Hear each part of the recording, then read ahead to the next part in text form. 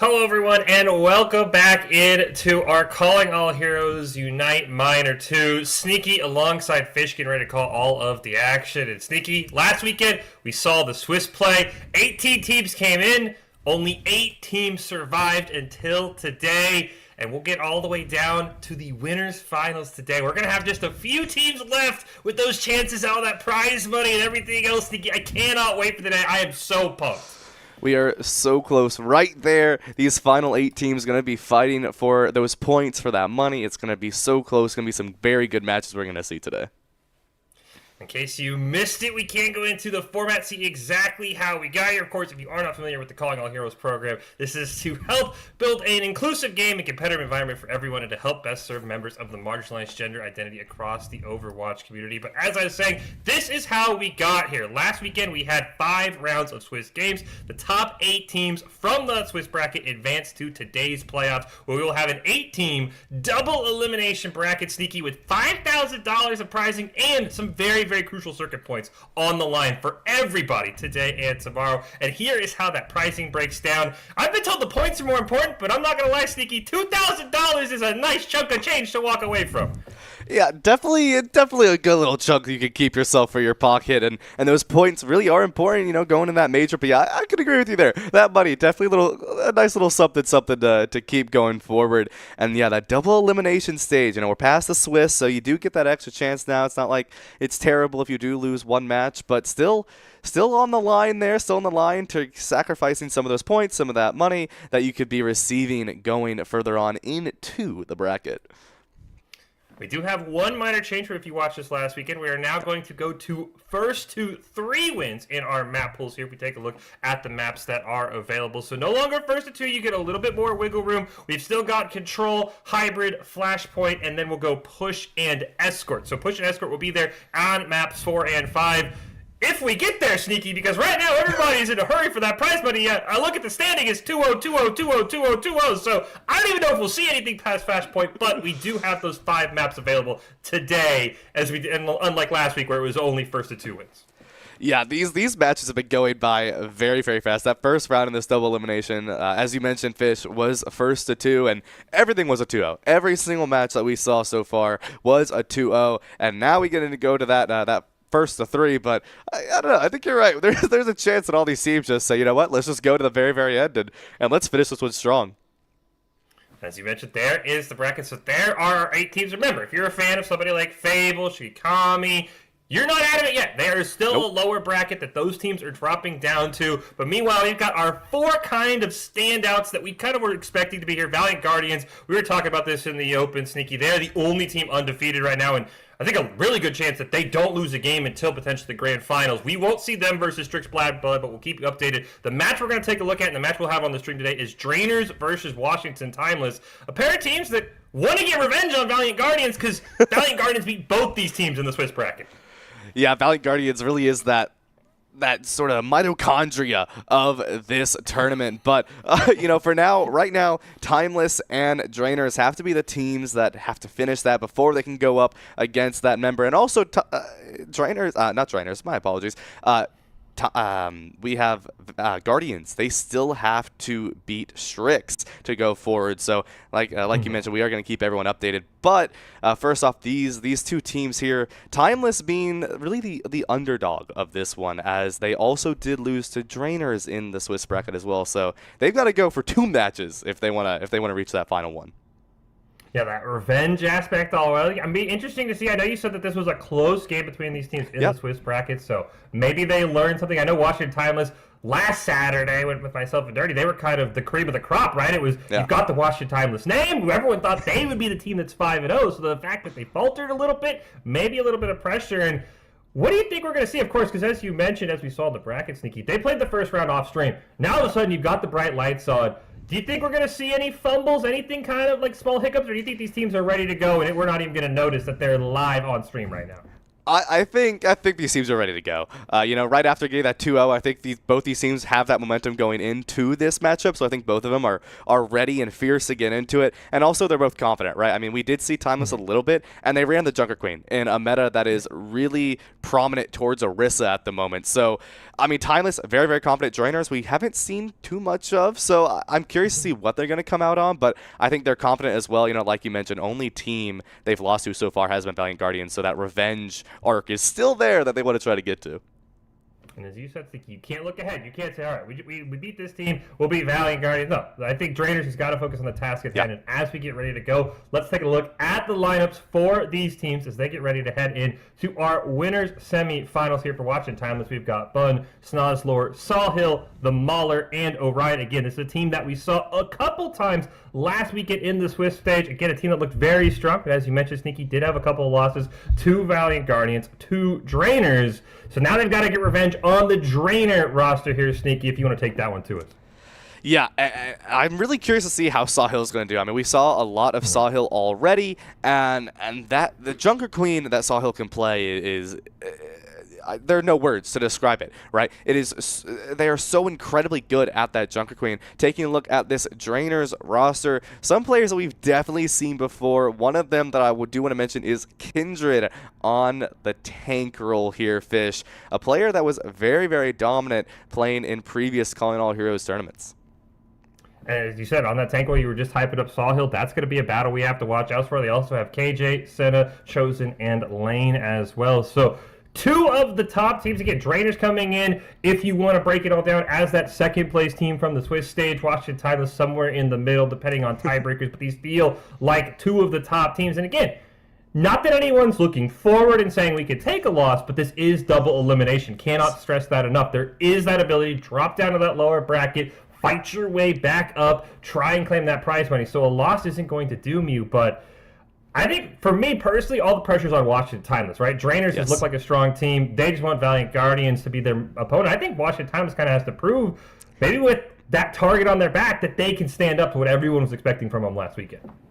Yeah, and I agree. Like you said, when it comes to this double elimination, you do have that buffer if you still are in the winner's bracket where you can say, okay, cool, right? We can mess with this a little bit more, but you don't want to offer that loss, right? You don't want to be on that line of being eliminated, and Timeless has a lot to prove here, being that team that really did have all the spotlights on them. So seeing them go up against Drainers here, you got to be really, really prepared going into this matchup and not let the nerves get to you. And as we get ready for this matchup, again, we'll start with Control, same as we did last weekend. Control kind of was all over the place. It will be Oasis. I know Hybrid was Numbani all day Saturday when I was there. Don't know if that changed on Sunday for you, Sneaky, but nope. It feels like the team said, yeah, I'm curious if anyone is going to go off Numbani. I feel like that is just kind of like, we can just put it on the scoreboard graphic right now. I feel like that's where we're going. But what do you have for Oasis for these two teams? What do we need to watch out for here as we get ready to hop into game number 1 of our winner semifinals number 2? I'm almost positive we will see Junker Queen come out from Sawhill. From Drainers, still unsure what we're going to see from them. However, I wouldn't be surprised if Kindred as well brings out a Junker Queen. I think both of these tank players are very, very good at Junker Queen from previous seasons that we've seen, and so I wouldn't be surprised to see a mirror. However, as we have seen from beforehand in last weekend's tournament, there was a lot of Orisa, a lot of that play, a lot of Symmetra going in as well. So seeing the Orisa come in is definitely still a capability going into this matchup here, but I think Junker Queen is going to be more likely for these two teams just because of the abilities of these two tank players. I think the other thing to keep in mind, Sneaky, besides the tanks, is the supports. Yes. Saw a lot of support pop-off play. That Captive Sun absolutely dominating on that new support hero. Definitely something that you kind of got to keep your eye on if you're a DPS, because we even saw a couple flankers like the Tracer losing 1v1s to supports, which previous Overwatch metas was absolutely unheard of. Definitely something these teams have got to keep an eye on. Yeah, I mean, we saw so many Iari play the games that it reached a point where you question if she is a DPS or not, and I think we definitely might see that. If we see Jungle Queen, probably not, but definitely on these Orisa types of compositions, I would not be surprised to see that coming back out once more, and you do have to be very, very careful, because these support players are something else, Fish. They are absolutely incredible in how they can just take out these flankers, like you mentioned, some of these Tracers that come out from behind and just completely send them back to the spawn doors.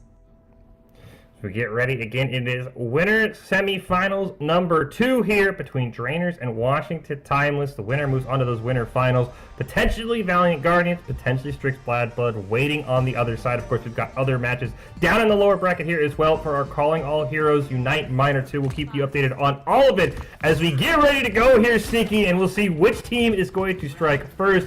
We've got Drainers and Washington Timeless getting ready to go here, getting ready to battle it out on the point, see who makes first contact from either team. We do see Yes pushing up just a little bit. So far, damage being traded, some damage onto Bun as well. So far, no major struggles just quite yet. We do see the double Junker Queen that you were talking about, Sneaky, for both Sawhill and Kindred. Definitely a little off meta for both these teams.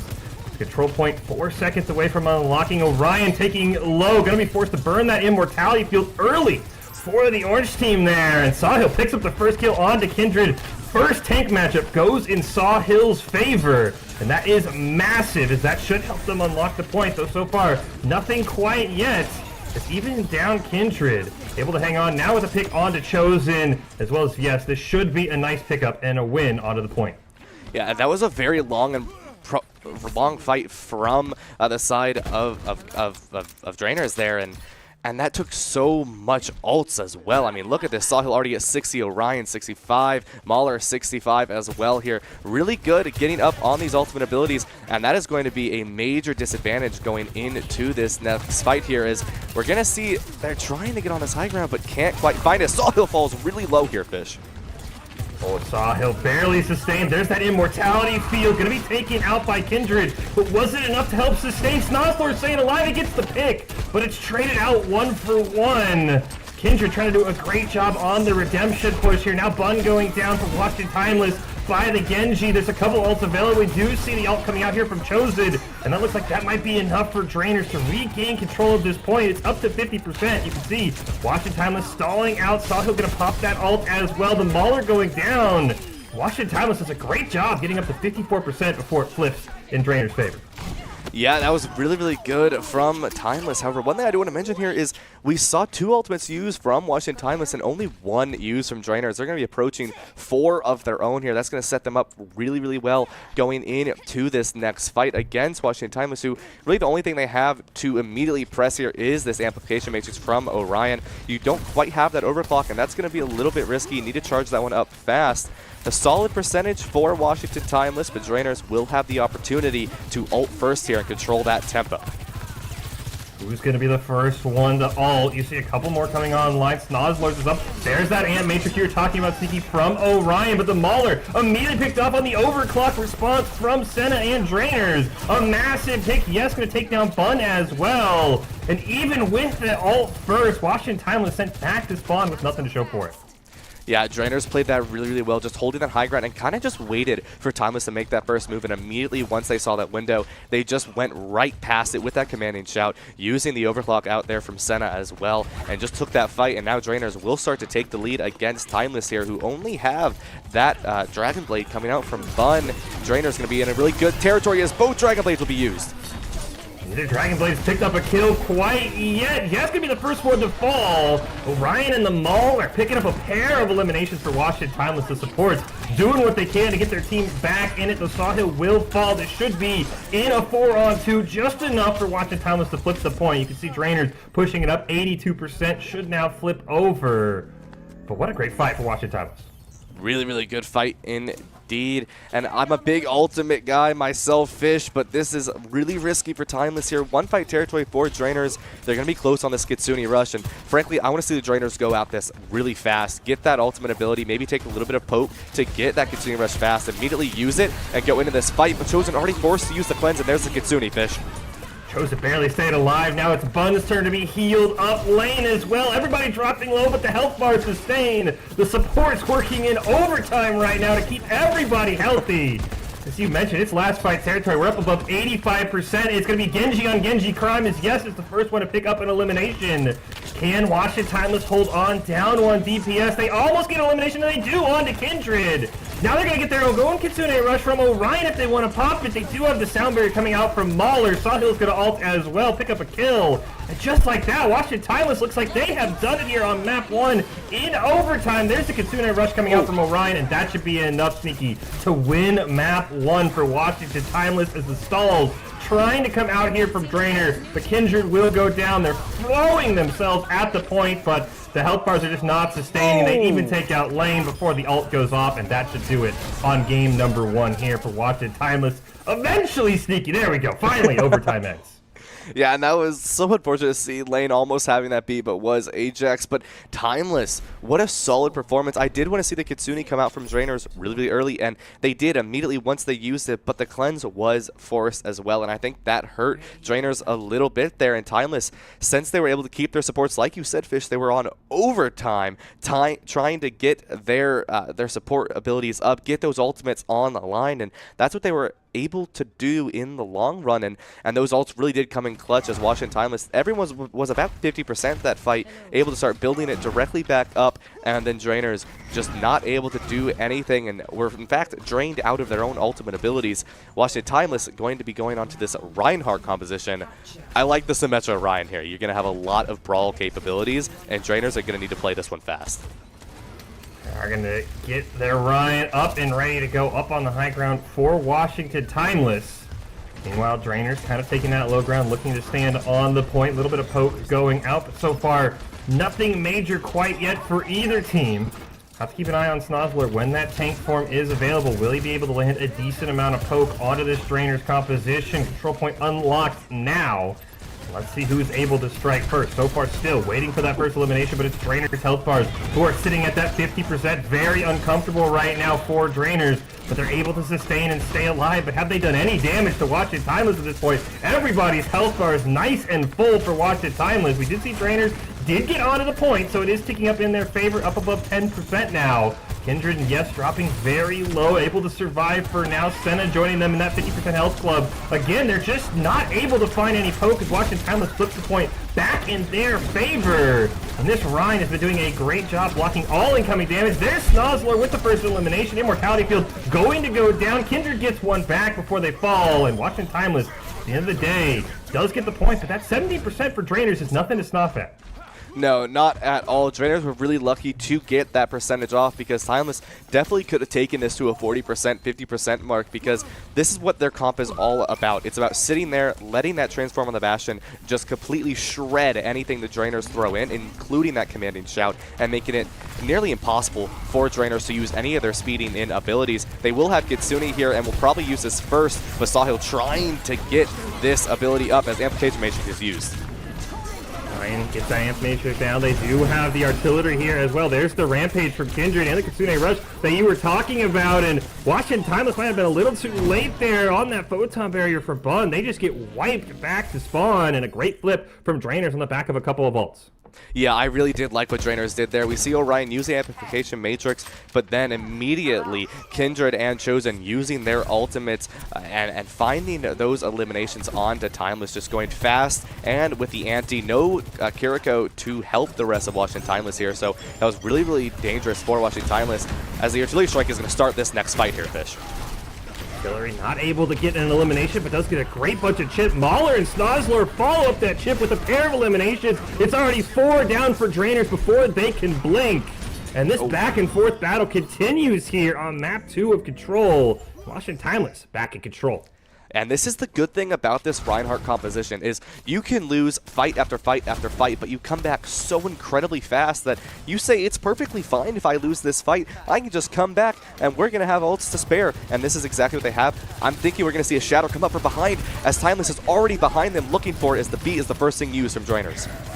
Mauler has a beat in return as well. There is the shockwave from Sahil. Immortality Field going to go down as well. And there's the beat from Mauler. Going to land onto everyone. Lane the first one to fall. The blade coming out from Yes. Is it going to be enough? As they get one elimination onto Orion before they fall. And now Drainers running out of time as they enter their final fight, Sneaky. They need to do something here. They're going to lose this map.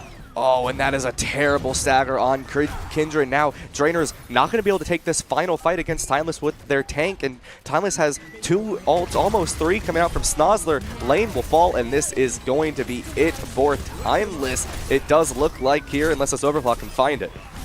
Overwatch does get one, gets a second as it expires. Potentially Senna with the clutch of the map, making a 3K this fight, but they do get taken out by Snozlor. And that might be just enough for Watch It Timeless. Artillery going to come down. Once again, Drainers in stall mode, trying to find a way to flip this. But unfortunately, all they're going to do is look like Pad the KDs of Washington Timeless. Chosen in lane going to come running in. Yes is the next one as well. They get eliminated. And that is going to be Control over to Washington Timeless. Wow. Maybe a minor upset here, at least on map number 1, Sneaky.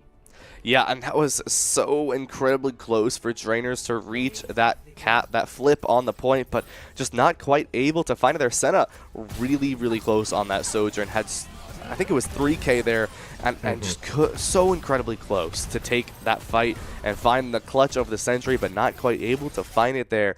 Drainers were just struggling to meet that ult economy that the Washington Timeless had in their favor, including that speed that Washington Timeless was playing at. They were perfectly fine playing slow, letting Drainers use that commanding shout, using that amp speed, go into them. They were going to play safe. They were going to use Transform. And then immediately afterwards, it was their turn to go in, and that's what happened. And once that Reinhardt's on you, it's over in a sense. I mean, I thought the Reinhardt pick was a fantastic pick for Washington Timeless. I mean, we came in talking, we expected to see a lot of the Orisa. That's what we saw last week. That's still the patch that we're on. Maybe some off-meta Junker Queen as well that, as you mentioned, Washington Timeless have done a great job pulling out. But that's kind of the things you've got to do when you've seen each other like these teams have. When Drainers picked up the win, I think Washington Timeless went to the drawing board over the weekend and said, how do we beat this team? And at least on Control, it was, let's bring out the Rhine. As you said, let's play with some speed. And at least on map 2, it felt like Drainers was just chasing and chasing. The first one, a little bit more back and forth, kind of came down to just a couple of clutch kills. But I think, and maybe I'm being biased because, you know, we've seen enough 2-0s for the whole entire season. I think this is going to set up to be a little bit longer series than a quick 3-0 like we've seen from everything else so far. Oh, absolutely. I can entirely see that coming to be, as Washington Timeless definitely performed very, very well this map. It is entirely possible for Drainers to bring this one back. There were definitely some very much signs of life and got really, really close there. 99-99, I believe, on round 1. And round 2, Drainers did struggle, but they were still able to get a lot of that percentage. I think it went up to about 70%. So definitely still in the capabilities for Drainers to bring this one back, tie this series up, as I believe Hybrid is the next one that we'll be going to. So going to be interesting to see, as it will be Drainers map pick, and I mean, Hybrid, what are we going to see here? Fish, probably Numbani out of everything.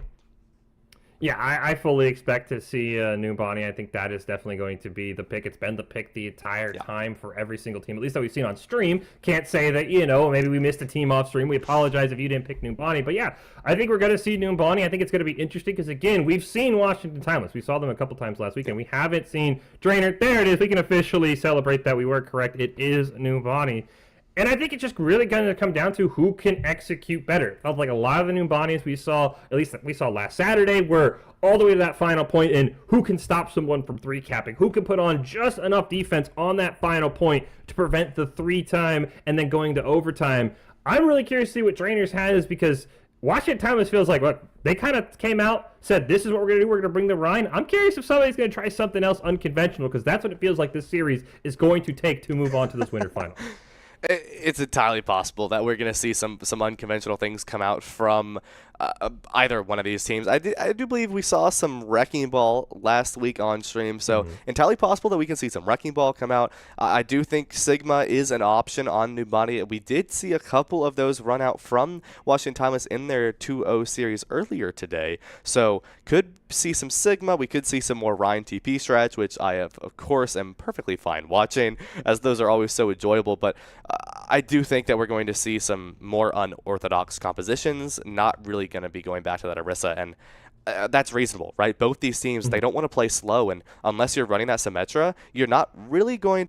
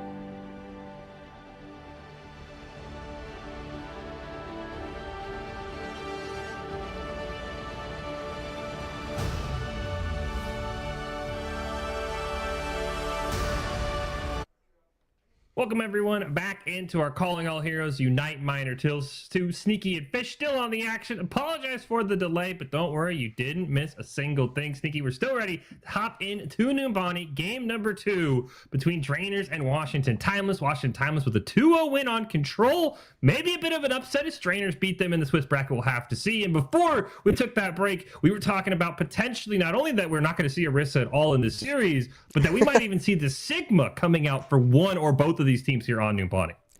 Yeah, as I was saying, I wouldn't be surprised, right, if we do see a Sigma come out from either one of these teams, kind of like a Circuit Royale-esque style of play with that Sigma on that high ground, on that defense. I think it's entirely possible, but I just don't think we're going to see that slower Orisa from either one of these teams. Is we've already seen them play already, and they like to play fast, right? We've seen the Junker Queen with a Lucio. We've seen the Reinhardt with the Bap Lucio. They're not going to play slow, right? They want to play fast, so I think the slowest they will be willing to go is maybe onto that Sigma. So I think we're not going to see Orisa today unless there's some Orisa TP strats, which is entirely possible. I wouldn't hold it against them, but I definitely think these teams are going to shy more away from the Orisa going into Numbani specifically. I think the other thing to keep an eye on potentially for Washington Timeless, now that you mentioned the Sigma, is this is a team that last week, when they brought in the Sigma on Numbani, actually brought in Sniper, their backup tank, over Saw Hill. We had a chance to talk to him in the interview, and they just kind of said that that's how the comp works. Saw Hill masters some of the tanks, Sniper's able to master the others, a nice little sort of division of resources. So going to be very curious to see, and it will indeed, it won't be the Sigma, but it will be Sniper in on the Junker Queen. So very interesting, a roster change up here for Washington Timeless. Nothing unusual. We saw this from them last week, so maybe just again, Sniper likes the map better. We'll see. It worked from last week, Sneaky. We'll see if this week it works, because Drainer's going same comp. Let's run it back, and let's see if we can make it work this time, at least with Kindred for now on that Reinhardt. Yeah, and I'm already loving this one, Fish. We're going to see the Lifeweaver, and Kindred is at the spawn doors. Obviously, that Lifeweaver going to grip them back, but this could be very, very interesting. A quick little charge pin into a grip would be great. Goes for it. Can't quite. Oh, wait, does fly. Oh, Fish. Oh, got him. They got Mauler. That's exactly what you called, Sneaky. A massive play from Drainers, kind of saying, all right, you came out on control. You able to take care of us. We'll do something a little bit cheeky here this time. In the long run, is it going to make over Jim and Sneaky? No, but it's a great way to start the map. It's a great way to start the map, right after that BRB, and you get right back into the action. The Sim TPs, though, from Timeless, they're playing this one very, very long game, and this is the thing with Numbani. You wait, and they're going to wait here, and then they're going to wait. They're rotating over, going to throw a Sim TP shortly onto this backline, I'm willing to bet, and then going to start this fight as the first thing is a dash into the backline. Sniper right on top, and it's KJ getting the first elimination. Bun gonna go down. You see that immortality feeling falls as well, but Snozzler able to answer back, and that's Kindred down. That's that Reinhardt shield and all that beef down for the side of Drainers, and with that, Senna goes down here as well. So despite the early losses, look at Snozzler just with great manipulation of the TP. It does get taken out, but able to bounce back and forth, get a couple more eliminations here. We do see Kindred has swapped over to that Orisa. If they're able to get back in the fight in time is going to be a different question, and the answer is no. Payload already unlocked for Washington Timeless, and now they're going to rack up a couple more kills. Yeah, Drainers, I mean, you can try to contest there, I guess, but, I mean, what is it going to serve, right? I mean, you have a Bastion and a Lifeweaver. That's not really going to put you in the best of contesting territories, especially against a Junker Queen with a Genji and a Symmetra, especially with Snozzler just going back and forth with that Symmetra TP, which was absolutely incredible gameplay. And now we are going to see, like you mentioned, this Orisa coming in, which I'm okay with this pick, especially because you have the Yari coming in, so you will be able to poke a lot more and take this brawl on that Washington Timeless wants to play into you at the moment. Washington Timeless about ready to round the corner with the payload. Ant Matrix and the Photon Barrier going to be online. It's Snozzler's going to drop that Photon Barrier to allow a little bit more room to push forward for Washington Timeless, and they're going to take all of the space granted to him. A double kill for Orion. Snozzler going to add in one as well. A clean team kill. And Sneaky, I got to ask, going back to that first comp for Drainers, do you think they committed too much to the cheese and now they're kind of paying for it, or do you think that that wasn't the reason right now that they're getting run over? I think maybe on point one, it could have caused a little bit of an issue, right? Because then you had to reset all the way back onto that high ground. But, I mean, now on this first part of the payload, I don't see it as the problem. I think Drainers are just struggling now to even get a chance to take the fight into Timeless, because Snozzler with these teleportations from the Symmetra are just going insane. We will see the switch over to that Sojourn to just keep that pressure onto that Orisa, and I think Washington Timeless, they're perfectly fine with the switches Drainers are doing, and they read this. This is just exactly what they want, and that's why they're doing so well. They're okay with this. They're like, all right, cool. This is what we expected to see, and with this 5 minutes to get this final point on Numbani, and Bun is already going to be looking for this blade, I'm willing to bet. There's that blade coming out. In the back line is Bun looking for a pick onto his support, onto somebody. It's Senna that goes down first. Meanwhile, Sniper and Snozzler are going to pick out 2 more. Sniper's got a second in the fight. It's back-to-back team kills for Watching Timeless, and they are moving right along. This is just pure dominance coming out from Washington Timeless right now. This is why the spotlights were on this team. They did use a couple ultimate abilities here, but Sniper going to probably look to ult early here, but instead Shirtsy will actually be the one to ult early with this artillery strike on to the Bastion and to the Baptiste and the Genji, and we'll actually find the Genji here, Fish. Massive pick, really the first sign of resistance we've seen from Drainers all time on Numbani today.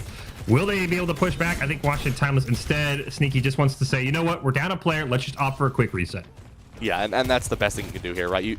Especially because the player you lose is your Baptiste. You don't want to try to take that fight. You don't have the heal, you don't have the sustain that the Orisa composition does here. Snozzler, though, will just say, I'm going to use Overclock and doesn't care about the Amplification Matrix. Picks up lane already. There's the Immortality Field coming down from Orion. See the Rampage coming out from Snipers. They're able to pick up an elimination as well. Double anti as well onto 2 members of Drainers. Kindred and Chosen go down. Bun with a pair of eliminations, and this is going to be a massive 3-cap. 3:39 on the clock, Sneaky. This was a domination from Washington Timeless. Yeah, you know, Fish, you and I were saying that we saw a lot of 2-0s today, and that this could be the one that would stop that. But after what I just saw from Washington Timeless, I don't know. I think this could be Washington Timeless playing to their strengths. And one thing that I do want to mention is like you said, Sniper tending to be the tank player that comes in for this map, but they're on this Junker Queen as well, and we see Sawhill normally on the Junker Queen as well. So seeing this Junker Queen come out specifically from Sniper now, they are going insane on this Junker Queen and not letting Drainers get a second to breathe. And the 1 second they did have to breathe, Washington Timeless said, okay, we respect that you took out our Baptiste. We're just going to restart. And that's exactly what they did. Losing, what, maybe 30, 45 seconds in a fight. That's all they lost from that. And then immediately coming back, taking the fight. The ultimates, Drainers had them, but Washington Timeless didn't care. They always were the ones being proactive in the fight. They were ulting first. They were taking care of the ones who had ultimates from the side of Drainers, and they just went over and over and over again. And Washington Timeless running it back. The only difference is Snozzler will be on the Bastion here in case they do see an Orisa coming out from Drainers, but we see the Reinhardt TP strat coming out instead.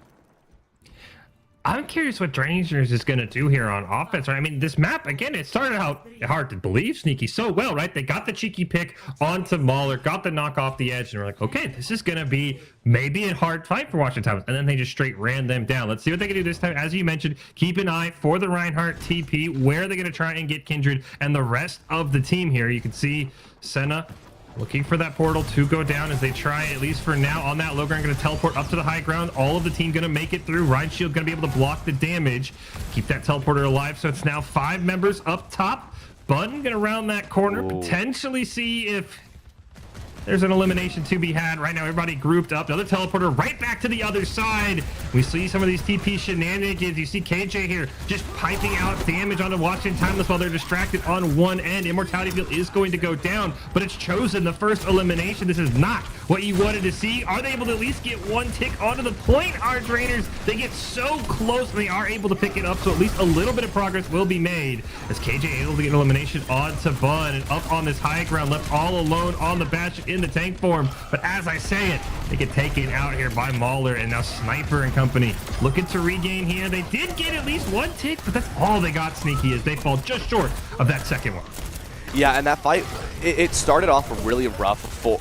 Still going. The fight started off a little rough there for Drainers, as I do like the split TP, but the Baptiste was the one who was stuck on the other side against the Washington Timeless. Wasn't able to stick over there with Shirtsy on that Bastion, so unfortunately, we did see that Chosen was forced out and did end up falling, and that was risky. Washington Timeless already starting off on that one very, very strong, but then Drainers just struggling to find those eliminations on the support, and they were able to carry through, and now Amplification Matrix is going to be used, and we're going to see a kite come out from Drainers, and this is the smartest thing Drainers can do right now.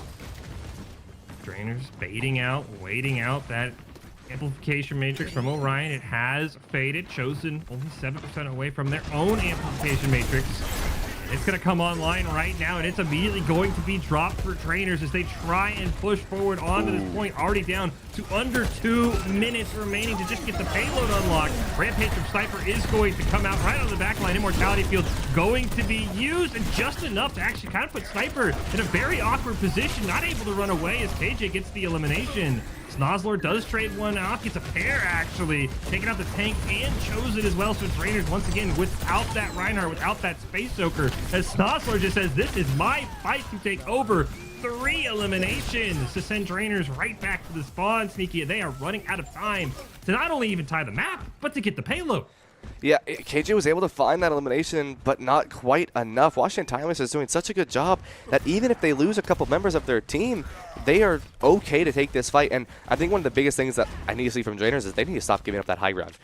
Timeless, they'll be down some players, but once Drainers steps down onto that point, Timeless then has Orion. They then have Snozzler, who can just sit on the high ground. And we will see this artillery strike is the first thing to go off, and will find lane. Great start for Timeless. Massive start for Timeless. And Snozzler said, why stop there? Make it 3, 4 eliminations for Snozzler. Give him the clean ace as he just takes out the entire team. It's a team kill for Snozzler in a 1v5. Fish, this is getting close territory here. Is the only thing you have here if you are Drainers is that sound barrier. And Washington Timeless can force that out with either Amplification Matrix and then re-engage there with that Symmetra wall, just forcing Drainers to take a really weird and awkward angle. This is going to be the final fight. They only need 1 tick here. They only are going to need 25%, but Washington Timeless has been playing this so incredibly well that one mess up from Drainers, just like that from Senna, getting boofed off the map from Mauler, and this could be it, Fish. Communication Matrix used from Orion, laying an answer back. The only alt Drainers had the sound barrier, but it's not enough to keep KJ alive. Already a 5v3 as we see Chena trying to get back. It's not going to matter. They can't even force overtime. And Washington Timeless with the quick clapback. And we talked about this as we led into this match, Sneaky. Drainers beat them in the switch. Drainers was kind of the prohibitive favorite in this matchup. And right now, it's Washington Timeless 1 map away from moving on to Winners Finals. Yeah, I guess we did see another 2-0 in a sense, didn't we, Fish? I mean, that's such an incredible job from Timeless there, and it was so unfortunate to see. I mean, Mahler was able to find such a good boop elimination on the Senna there, and after you lose that Symmetra, immediately you lose every capability for your Reinhardt to travel through, and that sent them in such a rough situation there, where I mean, even you had Sniper sitting there on the Jungle Queen waiting because they knew that that Drainers had to walk down those stairs, and from there Timeless was just able to slowly pick off each fight, and we ended up taking us to match point.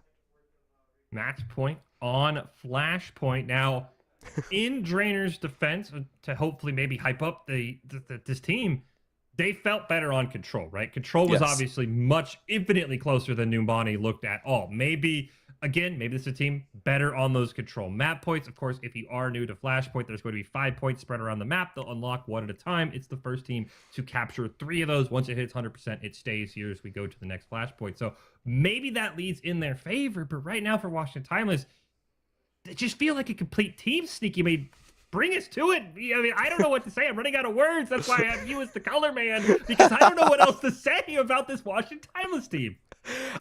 There are no words, Fish. I mean, there really are no words for this Timeless team. And like you said, right, Drainers definitely a lot better on the Control. We saw a lot more signs of life. In fact, we even saw where Timeless ended up switching to that Reinhardt composition, right, instead of the Junker Queen.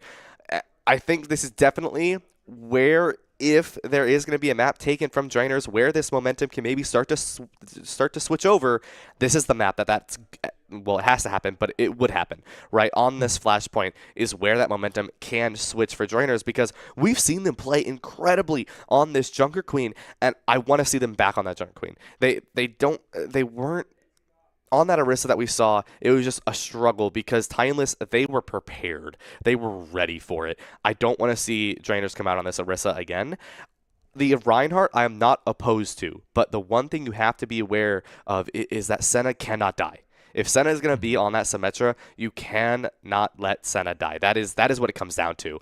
And so I wouldn't mind seeing a Reinhardt composition here. Speaking of Reinhardt here, I wouldn't mind seeing that, right? But I think ideally, if you're Drainers here, you just mirror the Jungle Queen composition once more, and you make sure that players like Orion and Mauler don't take advantage of you and get those eliminations.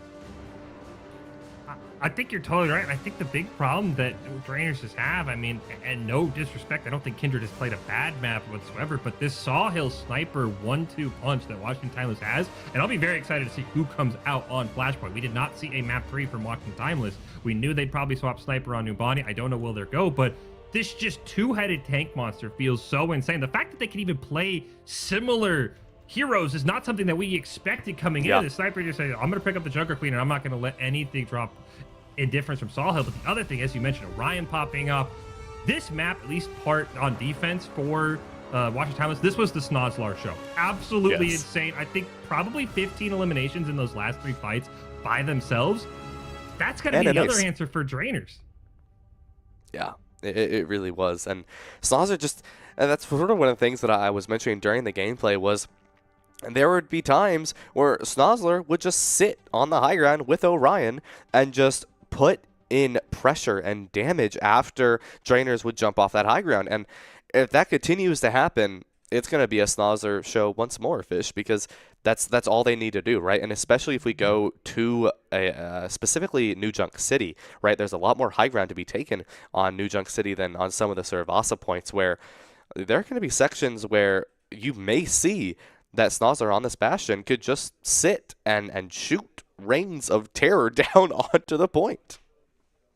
Again, much like Numbani, I know we didn't see Flashpoint as often in Swiss, but what it was New Junk City, as you mentioned. I see no reason why we'd go elsewhere, and there it is. Lock it in, New Junk City. Again, if you joined us last weekend, that is one difference. We are playing first to 3 wins for the rest of the tournament. So winners semifinals, winners finals, grand finals, that'll all be first to 3 wins. So potentially a chance for a comeback here for Drainers. And the other keynote, Sneaky, of course, I don't think if you're a Drainers fan or a player, you want to hear it.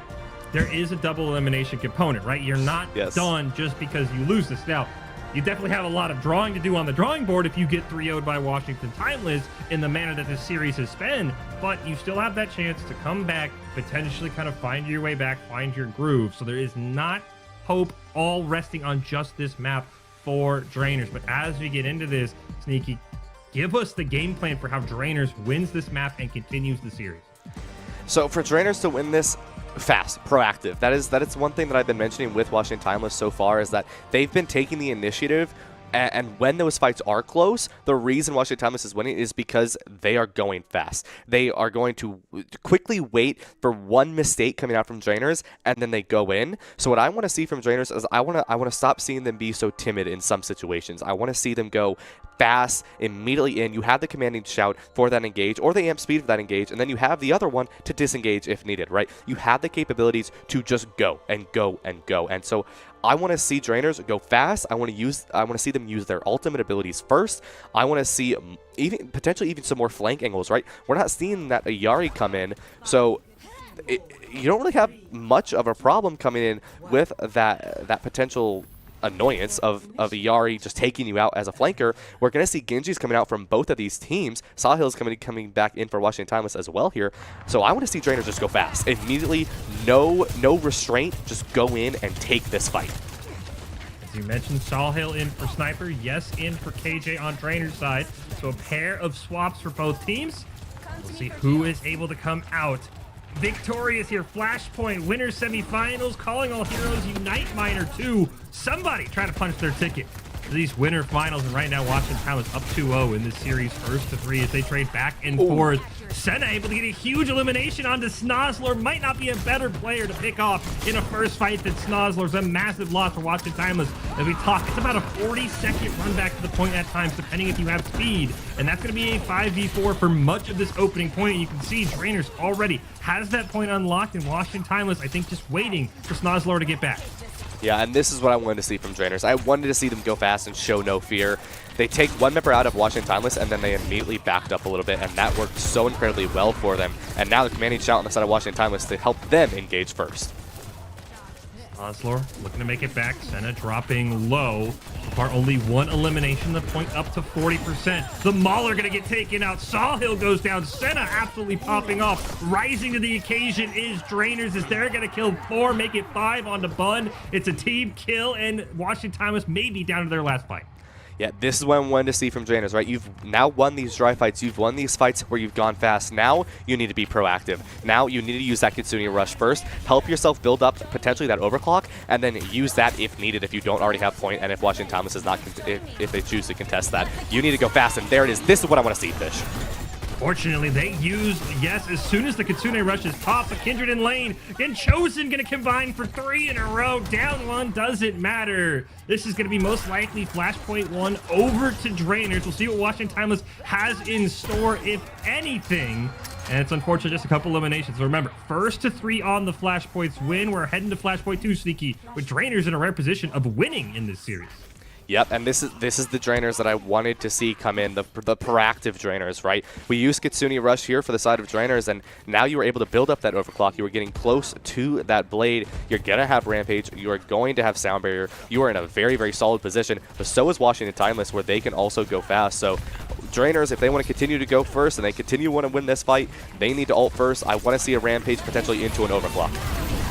There's the overclock. It's answered by the Kitsune Rush, but it doesn't matter. Orion taken out by that overclock from Senna. Snozzler now has their own overclock. They're going to use it on top of the blade, but Washington Timeless just cannot find an elimination. They get a couple, but they lose Snozzler. They lose Bun. It's down to just a 2-on-2, but Sawhill coming back in, not looking like they missed a step. Gets a pair of eliminations. Looking for this kill on to Kindred, who's surviving at a sliver of HP. But it is enough for Washington Timeless to flip that point. It looked bad, Sneaky, but they get the job done. They did, Fish, but that was 5 ults. That was every single one of Washington Timeless's ults used in that fight, and now, yes, we'll have this blade. And Washington Timeless has nothing to stop this. They have a boop, they have a cleanse. That's really all they've got to take out this blade. So all Yes needs to do, find a flank angle, and we'll find it. And also Chosen close on this Kitsune Rush as well here. So gonna be in a good spot if you are Drainers. Yes, you lost that fight, but Timeless sacrificed so much, and Snozzler will be the first one to fall.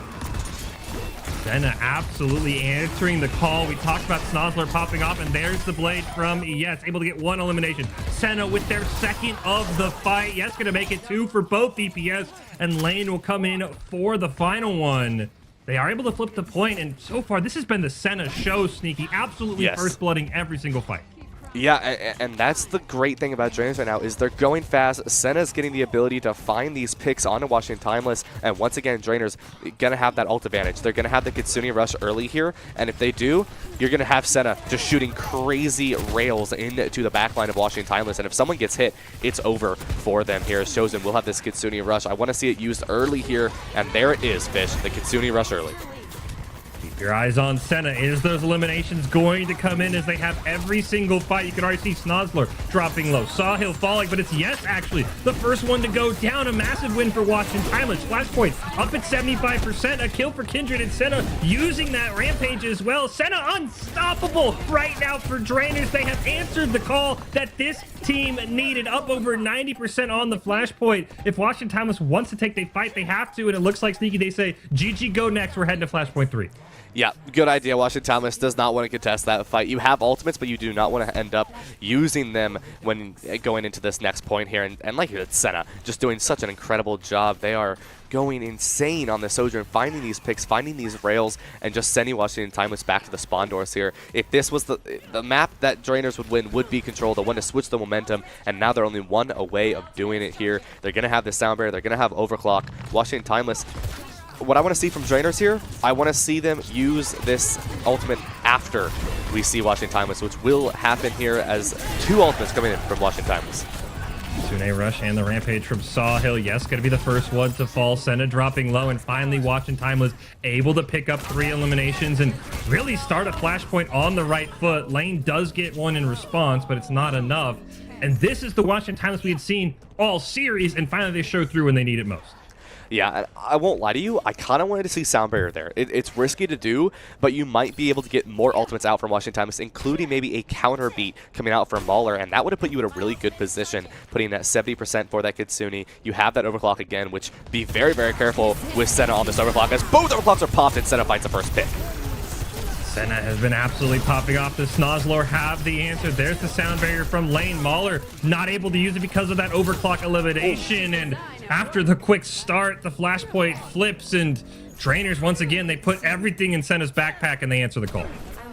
Yes, they did. Quite literally calling all heroes there with that overclock, and now Drainers going to have Blade. We'll have this Kitsune Rush as well. Washington Timeless will have Blade and Sound Barrier to their name, so Drainers will be aware of this, and that beat is going to be what takes this fight into the next level for Washington Timeless. But they have to make sure that they don't get it baited out by a Blade early on in this fight here, as they're going to go early, and the commanding shot's going to be the first thing that starts it with a Blade from Bun. Bun, can they find elimination? There's that sound barrier you were talking about, Sneaky Sawhill. Able to get one, a second one for Bun. A massive double kill for the side of Washington Timeless, but Drainers aren't out of it yet. Orion will fall. Can Drainers manage to stay alive? This point up above 70%. They're just buying themselves time. Worst case scenario is Sawhill picks up 2. Point will flop to Washington Timeless, but they've still got a long way to go to keep Flashpoint going. Yeah, I was telling you I was worried about using that sound barrier early, getting it baited out by a Blade, and that was perfect play coming out from Washington Timeless. Once Sawhill was able to take out Yes, then you had no worry of getting that beat baited out by something. So immediately Mauler puts down the beat, secure the fight, get some extra HP onto Washington Timeless, get that extra overhealth shield, and immediately goes in. But now Yes will probably start this one early with a Blade, but rather it will be the Kitsune Rush that comes out first. Sawhill answers with the only ultimate Washington Timeless has, but it's not enough to find an elimination. Yes, looking for one, but it's Kindred who finds it first. Point flips at 99%, and Washington Timeless are down in a 5-on-3 to keep this series in hopes of a sweep alive for them. Overtime coming. Can Washington Timeless do anything? You see Senna, Yes, and Lane all incredibly low, but they're able to be stabilized. The overclock comes out from the MVP of the fight so far in Senna. Can they finish this map like they started it? And the answer is yes, an elimination on the Mauler will all but do it. Washington Timeless in stall mode. Kitsune Rush going to come out from Orion, but it's not going to be enough, and Drainers will prevent the sweep, and we head to push for game 4 of this series, Sneaky. Yeah, I'm so happy to see that from Drainers, right? Because Drainers, definitely that team that we know is such a powerful force in this tournament, and you can now see why, right? When they play fast, when they play proactive, when they're able to take these flank angles, this is what happens. Washington Timeless was struggling so hard to find that opening, that situation to get themselves into the fight, find that elimination, and especially with Senna just hunting you down with rails, it was nearly impossible. I mean, you called it. You called it going in that map. You said Senna has to stay alive. Senna not only stayed alive, Senna eliminated everyone else and made them not alive. It was absolutely insane. The DPS pop-offs for both teams has been crazy, and now, really for the first time on the stream, we don't get a sweep, which is very exciting. We, of course, now get to use that best-of-5 rule set we changed to see an extra map, and now things just get so much more interesting because, as you said, Sneaky, this is the Drainers team we expected to see. Kind of taking it to Washington Timeless, putting Washington Timeless on the back foot, as you said, all map long, playing fast, playing fast. I'm curious how Washington Timeless responds, because it feels like they realize this strategy we've used for the first 2 maps, it's not going to work anymore. Yeah, and that really is the best thing coming out for Washington Timeless is, for Drainers, is now that they've adapted to the Washington Timeless playstyle, now Washington Timeless, it's on you to switch up your composition. It's now on you to fix things and straighten up your tie and make sure that you're ready to get back into this push map. And with this momentum, Drainers can bring this back. You know, one thing that is very common in these 5-map Overwatch series is if you are close to getting swept, you take that 3rd map right before getting that 3-0, and then your next map is push. Push, as we all know, is a very snowball-esque map type.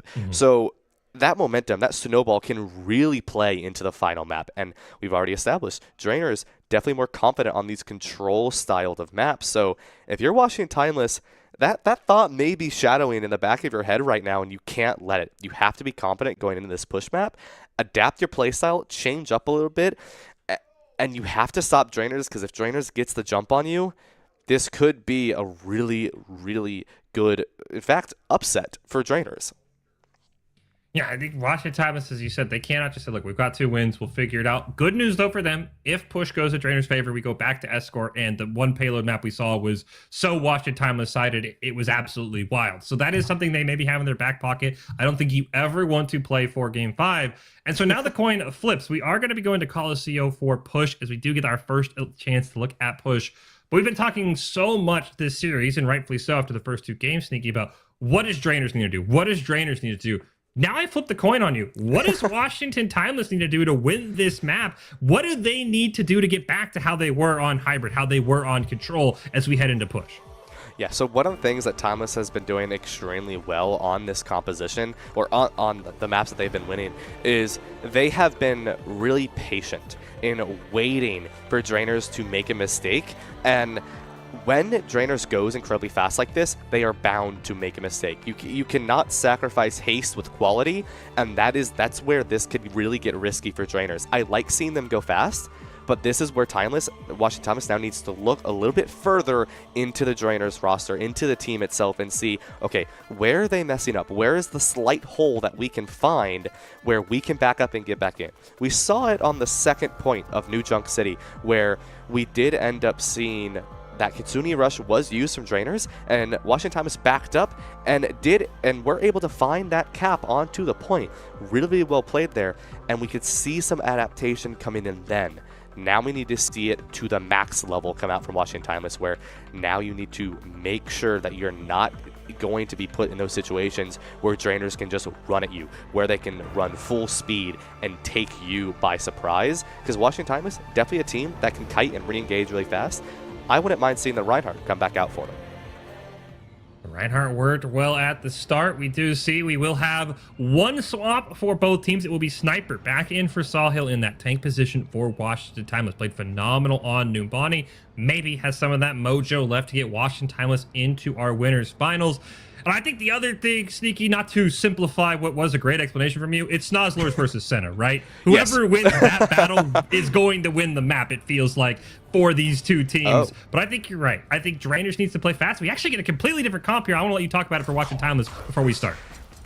Yeah, I mean, Reinhardt, that's not a Reinhardt, that's a Ramatra. But, okay, well, there's the Jugger Queen. I wasn't opposed to the Ramatra. I was so down with that, Washington Timeless. I was so down to watch that happen, because that would have been really interesting to see the Ramatra, especially because Drainers is on that Reinhardt composition. I would have been so down to see the Ramatra come in, but it looks like we will be seeing the Jugger Queen come in, which Sniper did such a good job on. Snozzler will be on this Sojourn.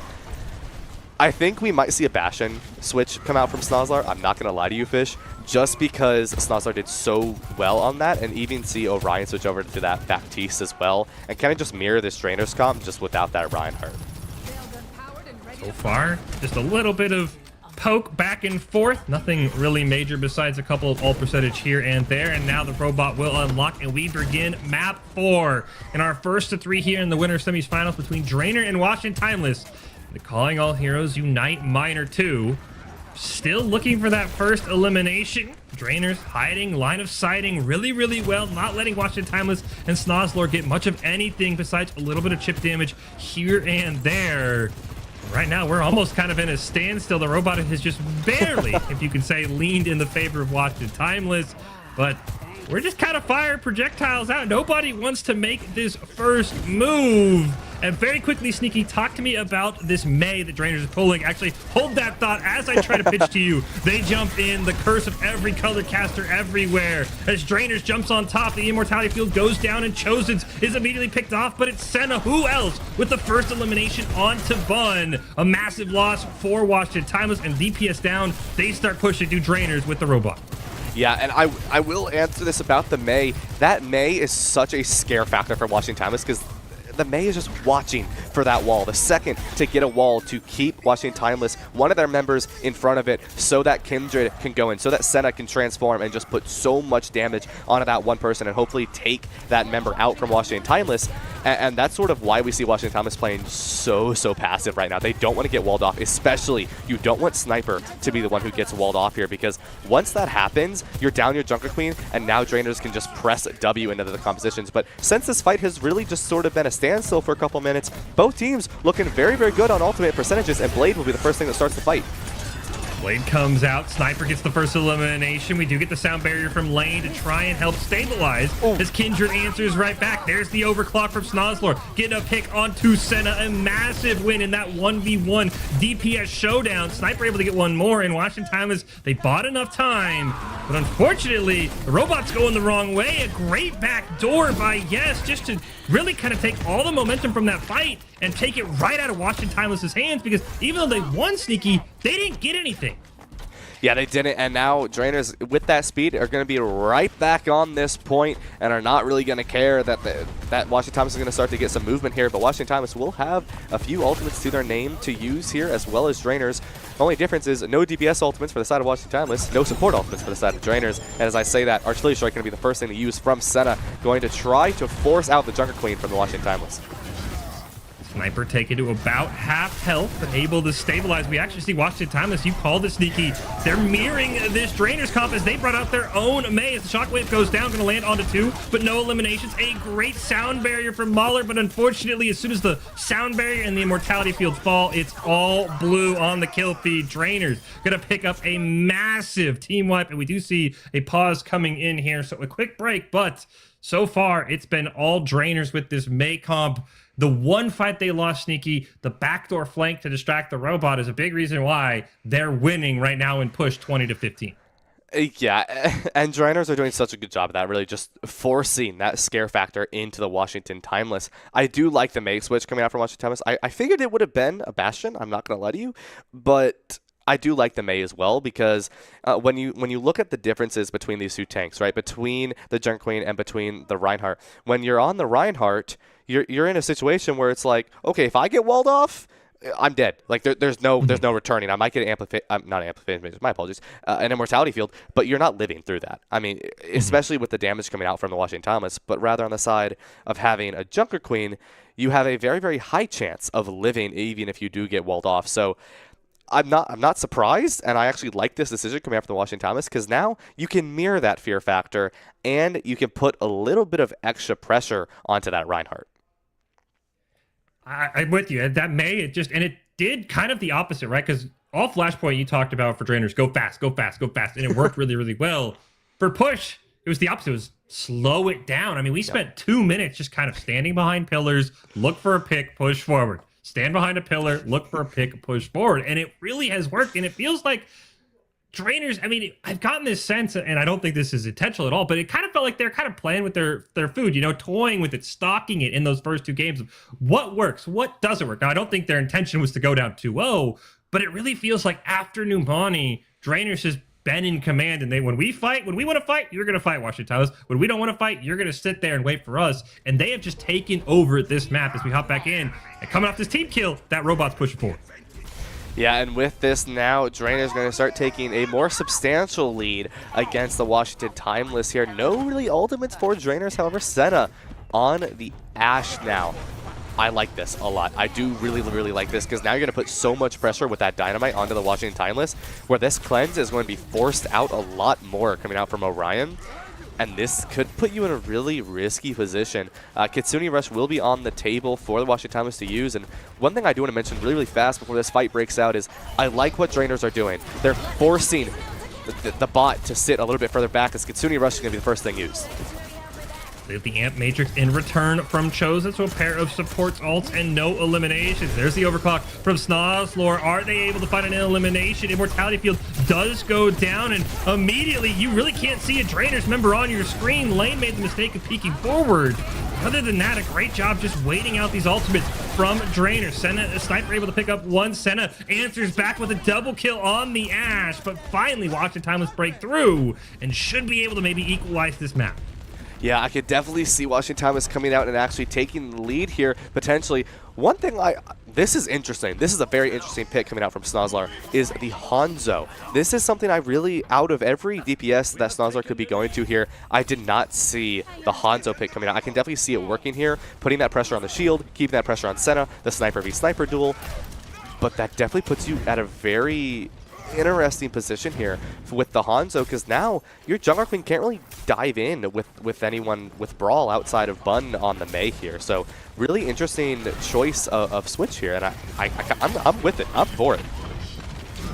See what Snozlor can do. You have the Bob and the Shockwave. There is the Shockwave. A clean whiff from Kindred. Unfortunately, great cryo freeze by Bun to neutralize that. Bun has the ultimate as well. Gonna catch the Reinhardt on the wrong side of the wall. This is exactly what Drainers wanted to do early. And it's Bun that pulls the comp off for watching Timeless. But with this sound barrier coming out from lane as well as Bob, somehow through all of that, Kindred is not only alive but thriving. Sneaky, a double kill for Washington, or for Drainers, excuse me. Senna's gonna put in one more.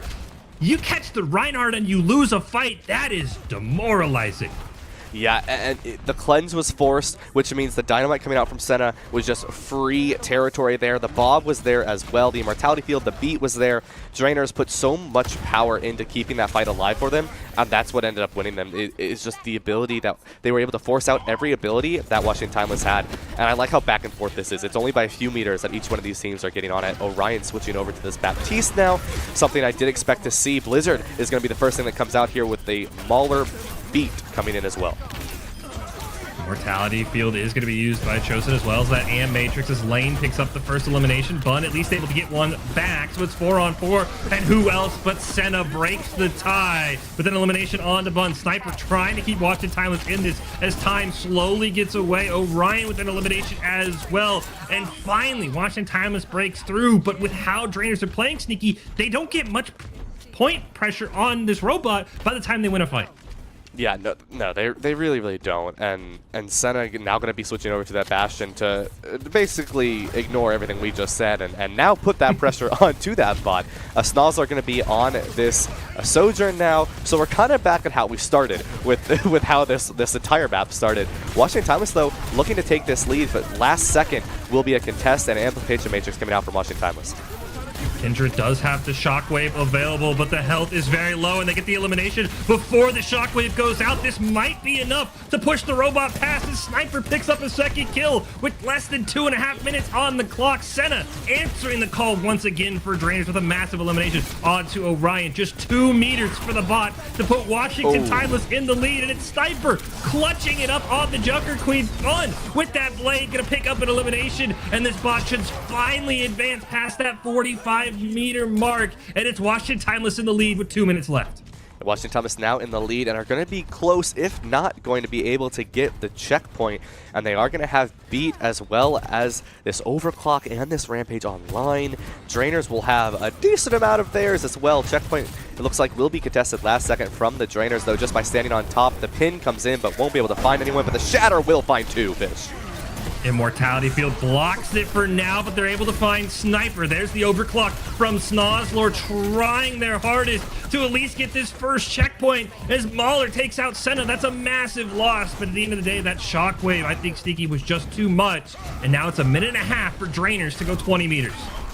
Yeah, and Lane's going to take out Snozler as well. That stagger onto Washington Timeless, but if you're Washington Timeless, you're able to take about 20 meters off of the Drainers before ultimates to their name. This is going to be very, very hard for Washington Timeless to come back with, because all they have is that Rampage close to that Amplification Matrix. This is what I was talking about earlier, where I need to see Washington Timeless play a little bit more patient, kite out the ultimate abilities, as Artillery Strike will be the first one that Washington Timeless has to be aware of. Snozlor takes a couple of brute missiles to the face, but is able to survive. Under a minute left. Now 14 meters separating Drainers and Game 5. As here comes the sound barrier from Lane. Yes, able to get the first elimination onto Sniper through the Rampage. And the Maywall goes down. The robot has not stopped at all. Ant Matrix is available for Orion, but Mauler falls 52 meters and counting. Just a few more pushes from Drainers separates them from at least extending this series. Now just 4 meters away, 30 seconds left, and unfortunately Washington Timeless do not have the answer. They're going to take the lead. They're going to take the first checkpoint, and now Washington Timeless has 20 seconds to respond, Sneaky. Yeah, and it's entirely possible for Washington Timeless to bring this one back, but they can't let that bot get any further. That checkpoint is going to be gruesome for the forward spawns. Amplification Matrix will be the first thing to be used on the Washington Timeless, and Mauler is already gone with 2 seconds left, Fish. Maybe a miscommunication for Washington Timeless. Half of them wanted to go on the point, the other half wanted to fight, and there's no overtime, and it's Game 5 to Escort for Drainers and Washington Timeless. An absolutely fantastic showing there on push, but the final push getting the job done for Kindred and company here on Drainers. Yeah, and now we aren't only facing a Game 5 fish, but a reverse sweep in our upper bracket section here against these two teams. And this is where that momentum starts to shift. I mentioned it earlier on.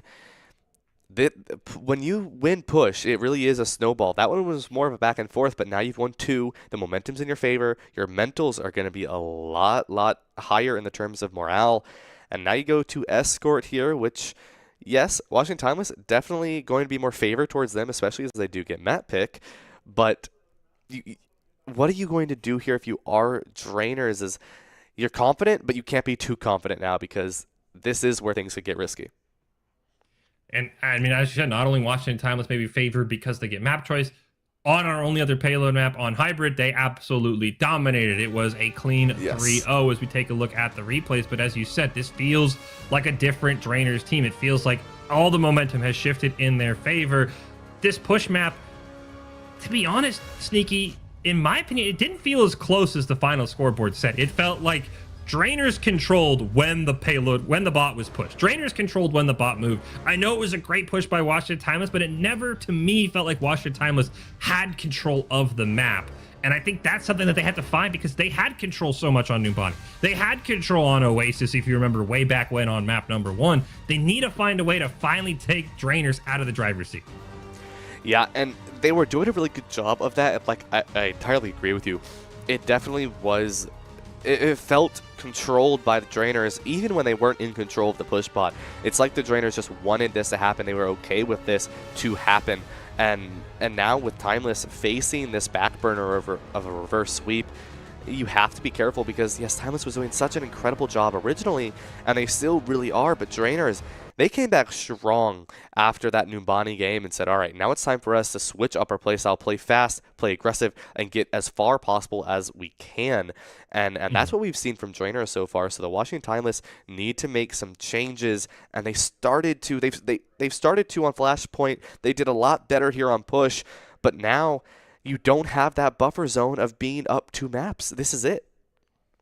This is it. This is for everything. As you said, Game 5, Escort between these two teams. Of course, maybe there is a chance they could tie on Escort. We do have some tiebreakers in place if we get to that point. So maybe not the last map. As we see, we are going to go to Watchpoint Gibraltar. Definitely a very interesting map. What do you have, Sneaky, here on this map? It's for these two teams. What are you looking for both sides? I am definitely looking for some teleportation strats again with that Symmetra. I want to see some more Reinhardt TP going on to these backlines that are just pure dive. I think Jungle Queen can work here, and I think that's probably why we see that coming out from the Washington Timeless is they can run Jungle Queen, they can be fast, they can be aggressive, they can just rotate onto these high grounds. I can even see a Symmetra coming in with this Jungle Queen composition. But I definitely see this in terms of Drainers. We could easily see a Reinhardt coming back out from Kindred with the Symmetra teleportation strategies, just because when it comes to Watchpoint Gibraltar, it's a lot of high ground. It's a lot of fighting in sections that you can never reach by jumping unless you're Baptiste. So you have to use teleportation or you have to dive one way or another. And we haven't seen dive come out from either one of these teams, so I guess they could curveball us and throw us a Winston or a Wrecking Ball or a Diva or a Doomfist, I guess, is entirely possible. But I wouldn't say that we're going to end up seeing that. I think we're going to see some TP and Junker Queen. It's Game 5, right? I mean, you throw everything out. I mean, we saw a sneaky Reinhardt play on Numbani way back when for Drainers that didn't work. It is Game 5, Watchpoint Gibraltar, Washington Timeless, and Drainers tied at 2. It is 1-3 here in our winter semifinals. And of course, we did promise you updates, and an update that I think everyone expected, Sneaky. It is Valiant Guardians, our lone undefeated team, moving on to the winners finals, a 3-0 from what I have on my side. So they're looking dominant, and they're just chilling, waiting, watching all the action. Of course, the winner of this gets to play Valiant Guardians, a team that beat not only Drainers, but also Washington Timeless. So they have to have that somewhere in the back of their minds. But right now, the bigger question is who's going to come out on top, Sneaky, here as we get ready for Game 5. And we get, at least for now, quite a different look from both our teams. Yeah, this is where you put all the cards on the table, right? I can predict all I want on what we're going to see, and clearly my script was wrong because this is not what I expected to see. Diva, yes, I did expect this.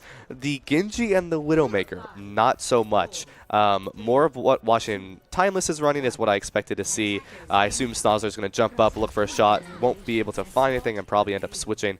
But actually, it will be Bun who ends up switching onto this Genji here. This is something I more expect to see from the Washington Timeless with this, especially with this on a Brig, able to just play normal dive. And oh, Senna taking out Snozzler. It feels fitting with the Widowmaker mirror, right? Because it's the 2 DPS that have been popping off. I'm excited for this Senna versus Snozzler 1v1, if you will. And so far, first point to Senna with an amazing headshot there. Snozzler, of course, going to run it back. Maybe that one was just a fluke. We'll have to see. Of course, the payload to get away from our DPS 1v1 is slowly pushing, getting it out into this kind of risky no man's land where you can kind of get trapped at times as Senna pumping out a ton of damage onto Orion, getting that Ana down to about 50% before they're able to stabilize. Yes, gonna peek their head down as well. So far, no real eliminations outside that one shot from Senna. They're both kind of in this no man's land right now, Sneaky. Yeah, it's really whose Widow can find the first pick, right? Whose Widow, whose Genji can find the first pick here. Drainers does have a lot more pressure with Chosen on the Zenyatta, and I kind of like the Zenyatta a lot better than I do the Brig. I think the Brig is good a lot more on the defensive side than on the attacking side, and I think this might actually be affecting the Washington Timeless a little bit in their pushes forward, as they're more stuck in this car wash section, as Snozzler also looking for picks but can't quite find it. We really are at that standstill where the payload starts to get pushed forward, but no one has quite fallen. No damage. Ultimates are starting to be built up as Nano and Bomb will be here for Washington Timeless, and Senna will be the first to fall. Snozzler gets that elimination, and now, as you mentioned, Sneaky, we're waiting for the first one. Kindred gonna try and drop the EMP, but killed before the remake goes through by Snozzler. They're gonna try and get out this underneath section of Watchpoint Gibraltar. Immortality Field has gone down. Chosen taking a ton of damage. Does just rip the Tranquility there. EMP going out from Sniper, able to remech without taking a loss. Infrared sight coming in from Senna to try and help give some advantages to Drainers, who are slowly being pushed back. Bun gets the elimination. We do see that Nano going on to Bun, trying to build up for that Blade. But this should potentially be enough for a first payload push. Snozzler going to take a ton of damage as well. But as things slow down, Sneaky, they're just a few meters away. Are they going to get that push in time? It looks like Drainers, just going to contest at the last second, but there's Snozzler, a fantastic pick.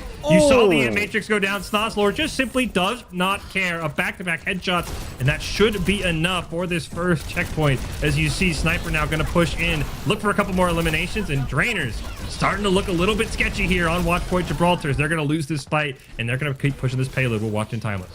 It was a very long and brought out fight, but in the end, Washington Timeless are the ones who come out on top, and using the 3 ultimates they use, they're already 50% to all of them once more here.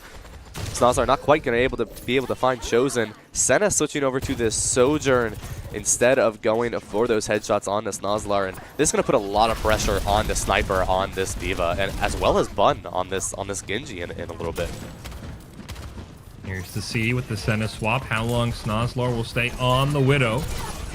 Do we hear the rally going to come out from Mauler to start the fight? There's a Blade as well from Bun. Going to pick up the first elimination after that Immortality Field falls. Snozzler with another before falling to the Kindred. Diving right on top is that D.Va of the Sniper. But it looks like it's Drainers who resets here, and this payload will just slowly try and creep around that corner. Yeah, and with this now, that rally, very, very good rally coming out from Mauler. Nano will be online. Sights as well as Bomb from Sniper will be ready as well here soon. Orion gets a little bit dangerous here on the orange boxes, but is going to get on top of this ship and stay alive for a little bit longer. Yes, does have Blade on lock. 2-2 is just such a scary score here, as the Blade will be the first one pop, but Orion shuts it down. Yes, didn't even get a chance to finish the voice line before they're sent back to spawn. But it doesn't matter. Chosen, nobody told them they're playing DPS. Tranquility comes out, but it's after a double kill for the Zenyatta.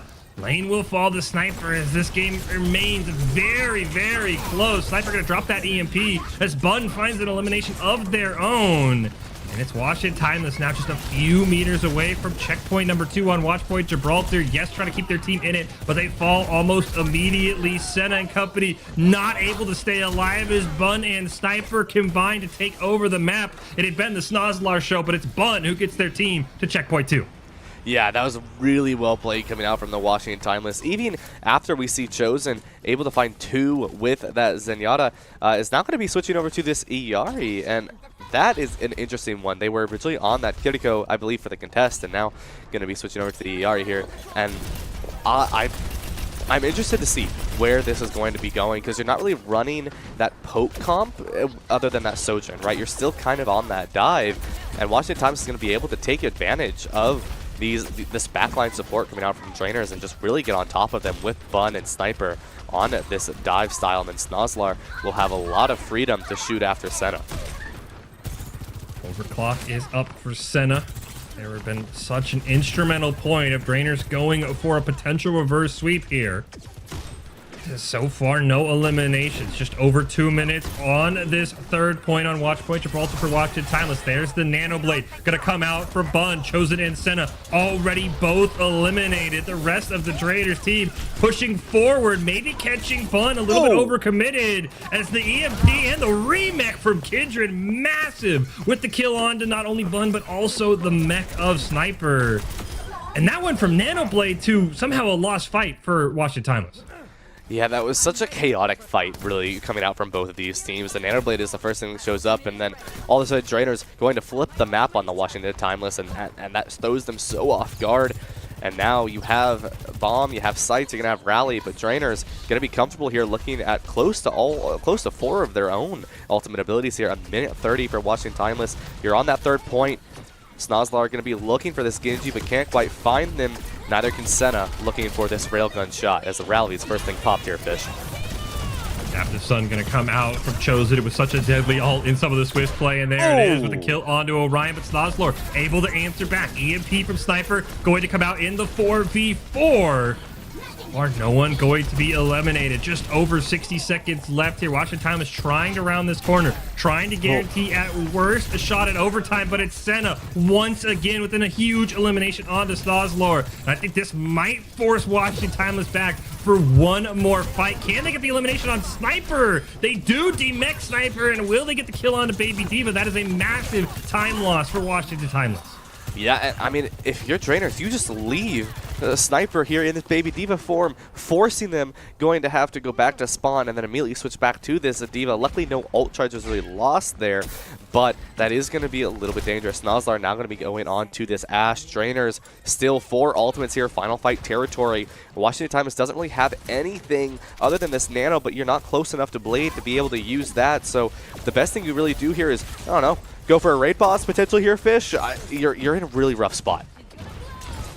Got 10 seconds left to Washington Timeless. The Nano you mentioned online, but you're looking at 4, maybe even 5 ults here from Drainers. But yes, immediately Blades and just gets fallen over. As you called it, Sneaky, the raid boss, Mauler. It's the only hope that Washington Timeless had, and right now it's working perfectly. The M-Matrix goes down, a fantastic dynamite kill, but there's still that Captive Sun lurking in the background for Chosen. Can they clutch it up? It's eaten by the Diva. A massive play by Sniper. The lane does take out Mauler. Doesn't look like Washington Timeless is going to find a way for the 3-cap as we do see the Blade come out from Bun. Gets a kill onto Chosen, going to dash across the map, try and find lane. They do just that.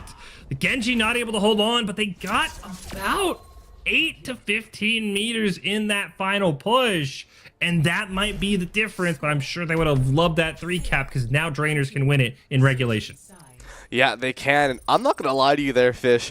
That went so well for Washington Timeless. That Nano on to Mauler there on the brig did such a good amount of work and was able to actually build up that rally. And I think if Mauler doesn't die there, with that rally and with Bun going crazy with that last second Blade, you win that fight, right? But unfortunately, Mauler does die with rally there, which is unfortunate, right? Because now you know you definitely could have won that with that rally. You know you were right there. All that was left was Kindred stall on the Doomfist. It was definitely very, very winnable for you to take that fight, but unfortunately not quite enough there. But as you mentioned, is winnable now for Drainers to just basically get to that third point. For the Washington Timeless, that is a solid push for them. Now they just need to play it safe here, and this is where we're going to see the Brig come out, and this is where the Brig is going to really shine, because it's going to deny any sort of pressure coming in from Kindred, or Yes, or even potentially Chosen using some of these outbursts to get onto the high ground. Winner of this faces Valiant Guardians in our winner finals of the Calling All Heroes Unite Minor 2. Of course, all the hype, Sneaky, they're still a lower bracket. The loser of this series is not done by far. Their work may be just going to be a little bit tougher. But here we go. It's all on the line. Game 5. Final push for Drainers. Can they go 78.78 meters to claim the win and what would be a massive reverse sweep? Before we get to all that, take a tech pause here, Sneaky, and of course, we'll see how good your photographic memory is from what you saw on that screen. What should we be looking for when we do come back out of that pause? That is a when you're going to be coming in on this composition coming out from the Drainers, nothing's really changed, right? You want to go fast. You want to get on top of the backline here. And we're already back into it, so not really too different here. I do like Chosen on the Ayari here because it will give you a lot more poke potential on to Timeless. But you have to be careful if Snozzlar is able to poke Chosen out or even just take their head off, which is also possible here with this Widow. You got to be careful. You can't let yourself get taken out, as both these Widows are just going to be standing here, and Senna's not going to quite be able to find it, but Snozzlar will fall to Kindred. Senna gets a kill onto the Mauler, so not shut out, and at least through point 1, Drainers much quicker down through that car wash area, already looking to round that first corner. Bun able to at least get one elimination, diving in onto Senna. The question is, will it be enough? And I'm not sure Washington Timeless has the resources. They're going to try and jump in and stall just 2 meters away from capturing point 1 with plenty of time on the clock. Kindred going to be forced to retreat. We did get a couple of massive swaps to Snozzler now on that Tracer, unable to find success. And so far, Drainers just looking like the dominant team here, Sneaky, though they do lose, yes, as I say that, just 1.9 meters away from this first payload. They would have done it basically uncontested, but it looks like they potentially might have to back off here. Kindred going to be forced out of the mech, looking for that elimination onto the Baby Diva, and that's going to happen, and that should be enough for Washington Timeless to hold just barely early on here. Yeah, and with this, Washington Timeless is just going to clean up the stragglers here, make sure Snozzler doesn't get poked out by Chosen. And that is one thing I would like to mention really fast is with Bun and Snozzler on this Sombra and on this Tracer, though it gives you a really, really good opportunity to dive in now, and you don't really have to worry about getting contested, this is very risky as Chosen can now just take you out. 2 shots and both these DPS are seeing the spawn doors. So it's going to be close for Washington Timeless. You have to make sure that you don't get over aggressive and that you don't let Chosen take you out as the hack goes immediately on to Yes, but won't quite find the elimination yet as they fall to a sliver of HP there, Fish. Other side of the map, we got that raid boss comp. Once again, the Nano rally coming out from Orion and Mauler, but Drainers, as soon as they heard it, just back off. They will lose Lane, who gets through the respawn. And now 90 seconds separates Washington Timeless and a date with Valiant Guardians in the winners finals. What do Drainer have in store? We get maybe one more massive fight here, Sneaky. What are we looking for? I'm looking for an early Nano onto Yes here. Get that blade, go early. Snozzler especially now not going to have that pulse bomb, but you need to make sure that Bun is either taken out of the fight or dealt with, because that EMP is going to shut down anything Drainers do. Nano does go on to Yves, and there's the blade, but the EMP might be an issue here, Fish. Yes, waiting after killing them all, but it's the EMP, it's the Diva self-destruct, excuse me, that's the issue. Captive Sun does take out Bun, so the EMP, not much of a threat, and it is enough for Drainers and company to get that first checkpoint and move on into the inside here, and we'll see what swaps are going to come through. It was close, Sneaky, but that Nano Blade was just enough for Drainers. Yeah, it was really close, and when Yes died to that Diva self-destruct, I was a little worried there. Oh, okay, good night, Bun. Take a little nap there. But Washington Timeless now going to have to contest onto the second point. It was close, like you said here, and now Drainers with no ultimates there as they had to use everything. Washington Timeless basically as well. We're going to have a dry fight on this second point here, and Bun will be the first one to fall low, but Senna will be the first one to fall. Sleep does go on to Sniper, and all of this time just slowly being burned off. Washington Timeless playing the clock.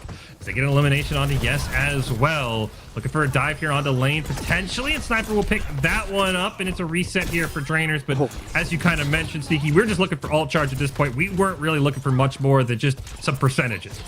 Yeah, that really is what that is. And now Washington Timeless is, since they were the ones who won that fight, that was a very vital fight for either one of these teams to win, because now since Washington Thomas won. They're the ones with a major ultimate advantage. Drainers still really don't have anything. Chosen will be close to this Captive Sun here, but Washington Timeless, they're going to have basically everything but this Blade, and that's going to mean that they can go early and they can take this fight fast, but they may not need to if Senna's going to be the first one to fall, and then Chosen right after.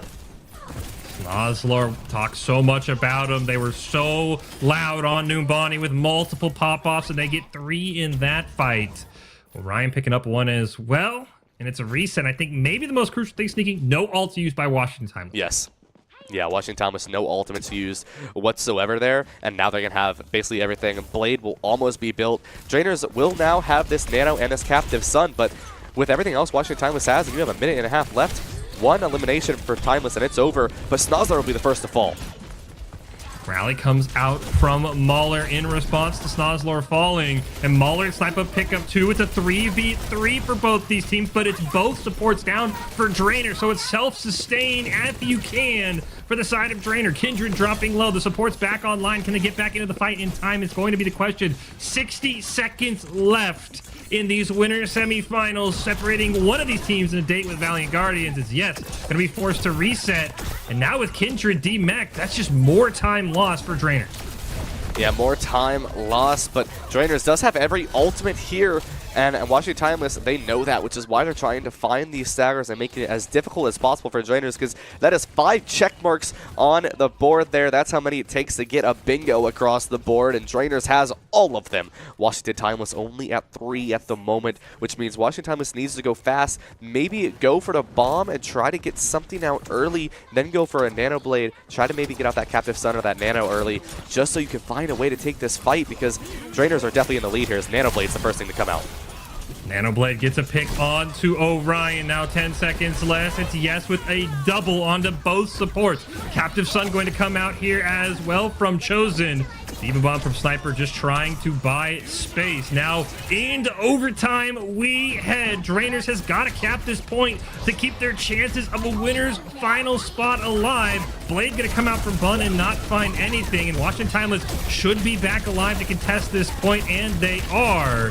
They're going to see a great job by Kindred eating that Pulse Bomb, and the Pulse Bomb from Senna gets a revenge onto Bun. The ultimate's going in the favor of Drainers here. They're just a few meters away from capturing point 2 and re-extending the time lead, but unfortunately Kindred hanging on with a sliver of health in this Diva Mech, doing everything they can to keep Drainers alive, and it's 90 seconds on the clock, Sneaky, to determine who goes to winners finals.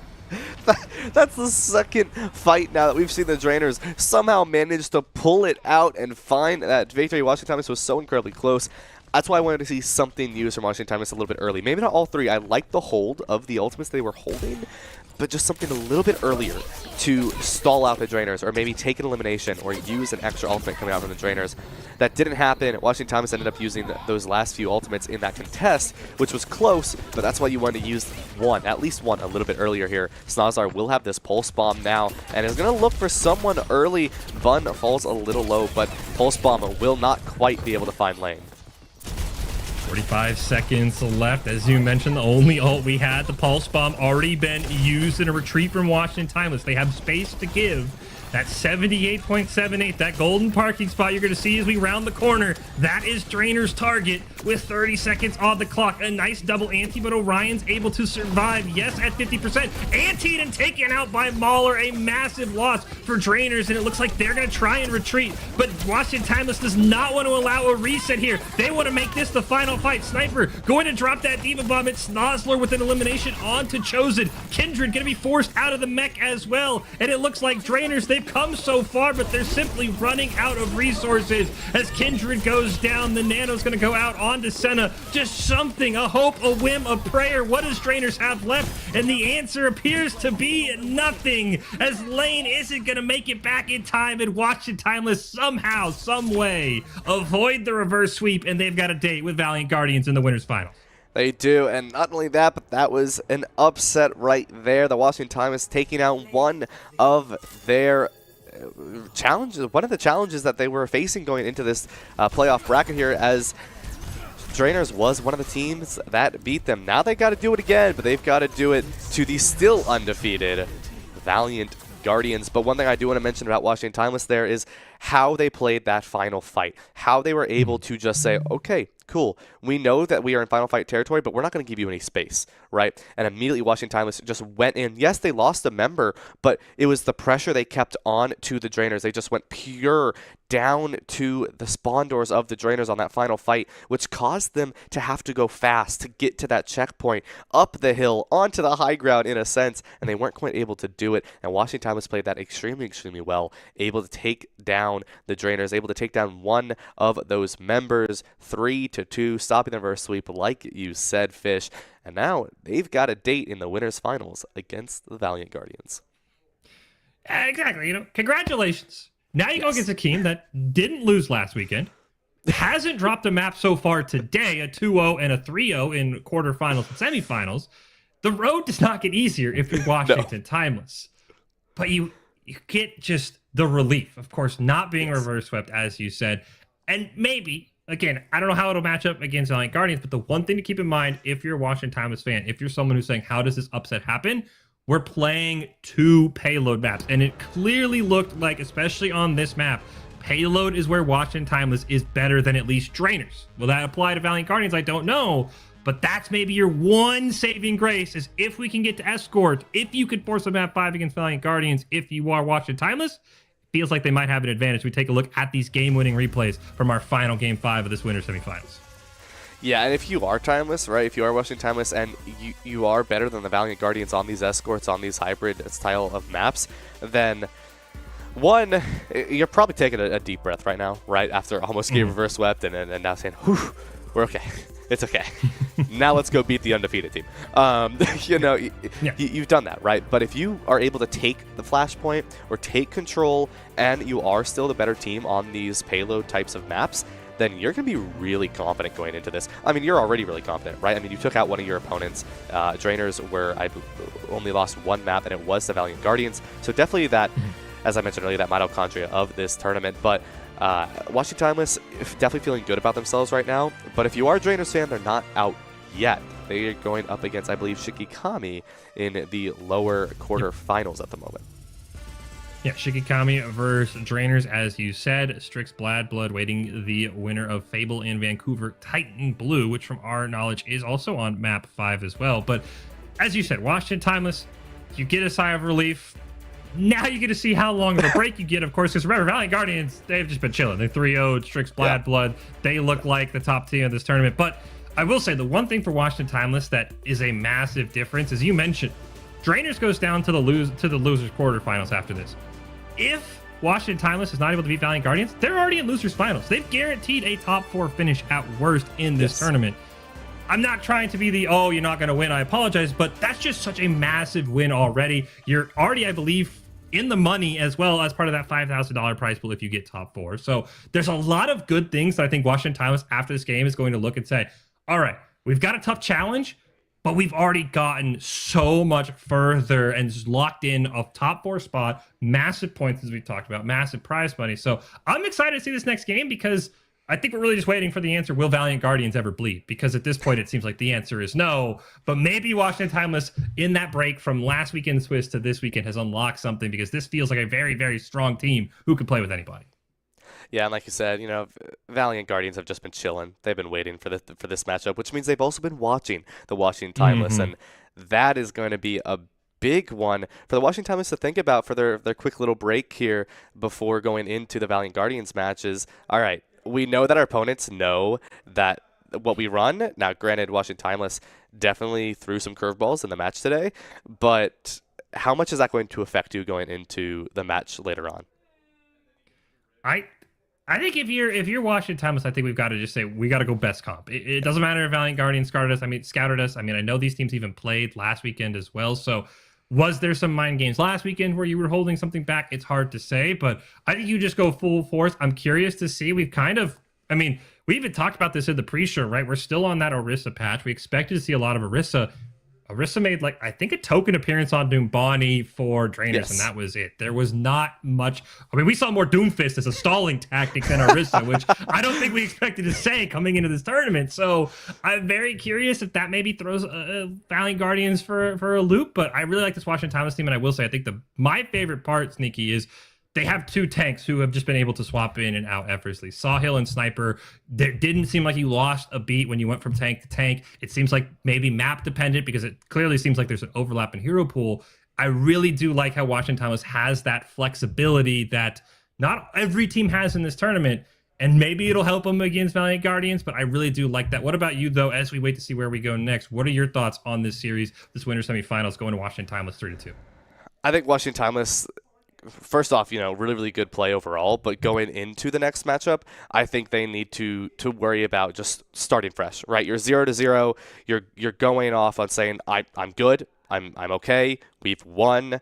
Let's take a break, right? Take a breath. Relax. You're not done yet. You still have one more to go to, and that's what I think I need to see from Washington Timeless is just a total mental reset. I mean, stand up from your computers, get a drink of water, stretch a little bit, because you got to go back into this matchup, and you got to start like nothing ever happened, and go play your play, right? Play how you played map 1, 2, and 5 against Drainers, and you're going to put up a solid performance against the Valiant Guardians. Yeah, I think if you're watching Timeless, you say 2 and 5, we can win. We feel like the payload team.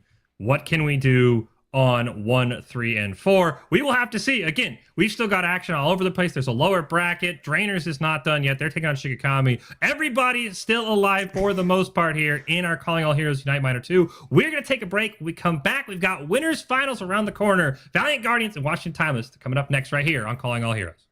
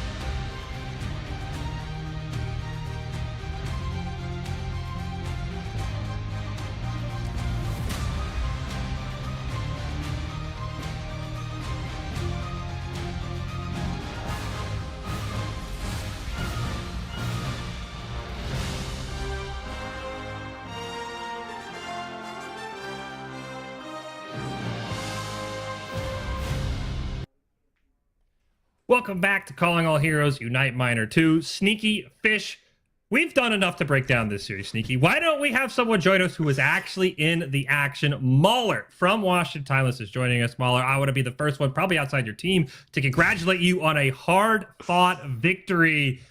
What are you feeling right now after a marathon 5-game series against Drainers? So I think we're all a little disappointed with ourselves because based on the way we played in the first two maps, there was no.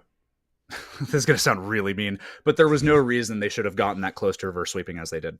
I think we got a little silly, we got a little stressed in our own heads, and then some people they type a lot in all chat, and it just gets exhausting to look at. And I think we started to make a few mental missteps. But I feel better now that we've won it. And I feel like my soul is restored a little bit. Yeah, of course, and I guess I'll be the second to congratulate you folks on an amazing victory there. I guess my question to you here is, as you mentioned, you were down or you weren't really down, but you did lose those two maps afterwards, getting close to that reverse sweep. So what were the thoughts going into map number 5, thinking, okay, we've already lost 2, the momentum not really in our favor anymore? What were the comms, what were the thoughts going through the team's head at that moment in time going into map 5? So we knew that Numbani was a map where we weren't going to be playing the Junker Queen matchup because we're probably a stronger team in that matchup, like generally as the first two maps showed, but then we started to break down in a few places. So I think us deciding, okay, we're going to swap to this on a Brig map, we're going to play something completely different, and we all came into it with a very like a fresh mindset, and it felt good to go into that map and start. We were really methodical. It took us a while to push, but it was a really good methodical set of pushes. As we, were able to like slowly rebuild that confidence. And then in that defense, there were a few places where we made some missteps. I know on the ladder, on that second point, when I died to that bomb, there's an audible gasp in the recording from when I thought I was out of LOS and I just messed that up. There's a real audible gasp, but overall it wasn't like, yeah, let's go team or anything like that. It was just a moment of, okay, we know what we need to do to win this series. Let's win the series. And your reward for winning the series, Mahler, might be even tougher. You're going against Valiant Guardians, who is undefeated. They've looked stellar from at least the map reports we're getting. Don't give me everything, but pull back the curtains a little bit. What is this team feeling like now that you've got a chance to kind of decompartmentalize that you talked about, reset? How do you feel going into these winners finals series against Valiant Guardians as decent underdogs, I would say, from everything we've seen so far in this tournament? I'd say we feel the same way going into this series that we do into every other series. We need to win because we're not done yet. When the job's finished, we can be happy. Straight to the point. Well, I appreciate it, Mahler. Best of luck. We'll be keeping our eyes on the stream on that winter final. So go get a break. I know you said before you joined, you ran around the house. So go do that and go lock in for our winners finals. All right. Thank you very much. And hope to see you back here soon. I would love nothing more. No offense, Valiant Guardians, but I'd love nothing more to talk to Mahler to end the day, because absolutely insane series. I will say big shout out to both their teams for letting us see all the maps. We had a little bit of issue with that in the first few games of the stream last weekend and seeing anything beyond just the sweeps. But again, Sneaky, a fantastic one. And we're going to take a quick break because we've got an even bigger game coming up. It is winners finals. Somebody's going to be in the grand finals tomorrow, all nice and cozy, and somebody's going to have revenge on their mind. It's Valiant Guardians, it's Washington Timeless, and it's coming up next on Calling All Heroes.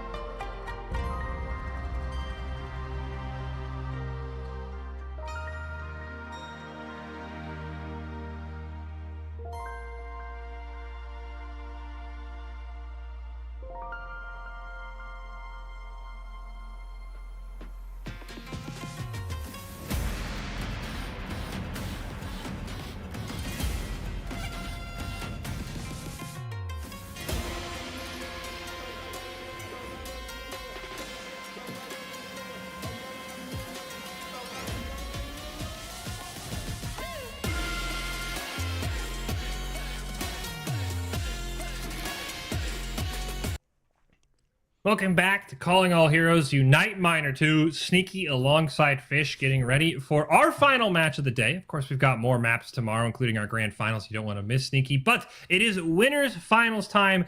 Washington Timeless, a team that we just saw. We just talked to Mahler, one of their players, very ready to go, taking on the top of the top. Valiant Guardians, undefeated in maps today. This is going to be a very, very exciting series. I cannot wait to see what they do. But I think we have to address the elephant in the room, which is the fact that Valiant Guardians looks, going into this map, head and shoulders above everyone else. Yeah, that's an understatement, Fish. I mean, Valiant Guardians, a perfect record. I think they have a perfect map record as well. Actually, yeah, no, I think they have a perfect map record as well. I could be wrong there, but I mean, Valiant Guardians definitely the powerhouse here going into this tournament and in the winners finals here against Washington Timeless. It's definitely it's not even a hill to climb. You're climbing Mount Everest at this point to take down the Valiant Guardians. Washington Everest, I mean, they already climbed, Mount Kilimanjaro. I think that's further than Mount Everest, right? You put me on the spot because they lost to Drainers, right? That's where I'm going with this weird analogy. They had lost to Drainers in the Swiss. They toppled them. Barely, but they toppled them. So they have that experience. They have that ability because the other loss was to Valiant Guardians, as you talked about. We do have our bracket because, again, we came into today with 8 teams, and it is a double elimination bracket. So we could see on the top side of the bracket kind of how things are going. You get a little bit of that hint that Sneaky was talking about. Valiant Guardians 2-0, 3-0, no maps dropped. We just saw a fantastic series from Washington Timeless and Drainer. But again, it is double elimination. You do drop down to that lower side of the bracket, which we get perfectly on cue here. So it is going to be Drainers taking on Shigakami and Strix Bad Blood taking on Vancouver Titans Blue. So this is shaping up to be a very, very good tournament. The lower quarterfinals and our winners finals will be our final matches today. Everything else will take place tomorrow. And Sneaky, as we get ready to head into these first maps, what are you looking for from these teams? Is there something in particular you want to see from either squad on this first map? Speed. As simple as that. Speed and proactiveness. I discussed it earlier with the Washington Timeless and Drainers game. I wanted to see speed, and when I asked, Drainers decided to give that to me, right? And I want to see that again for Washington Timeless. They do a really, really good job when they go fast, when they're proactive, and so I want to see that again, right? I mean, when you have players like Orion who are going to be doing anything they can on that support line, like Sawhill on the tank, like Mahler, who we just talked to, who is such a chill individual, it sounds like, as well. Oh, yeah. I mean, and then you have your DPS line of Snozlar and Bun, who are always going to be popping off. This roster has the capabilities to completely just go forward through the Valiant Guardians. And that is what I want to see. I just want to see them be confident in what they do, because when Washington Timeless is on top of things, they're on top of things. And that's why they're so incredibly good, because they're not just a fly on the wall, right? They're not just a fly on the monitor. They just go straight towards whatever is in front of them, and they take it full force. And that's what I want to see from Washington Timeless here. And not to mention just Sawhill, you also have to keep an eye on Sniper. Fully expect to see Sniper at certain maps. Most likely Numbani will be the case.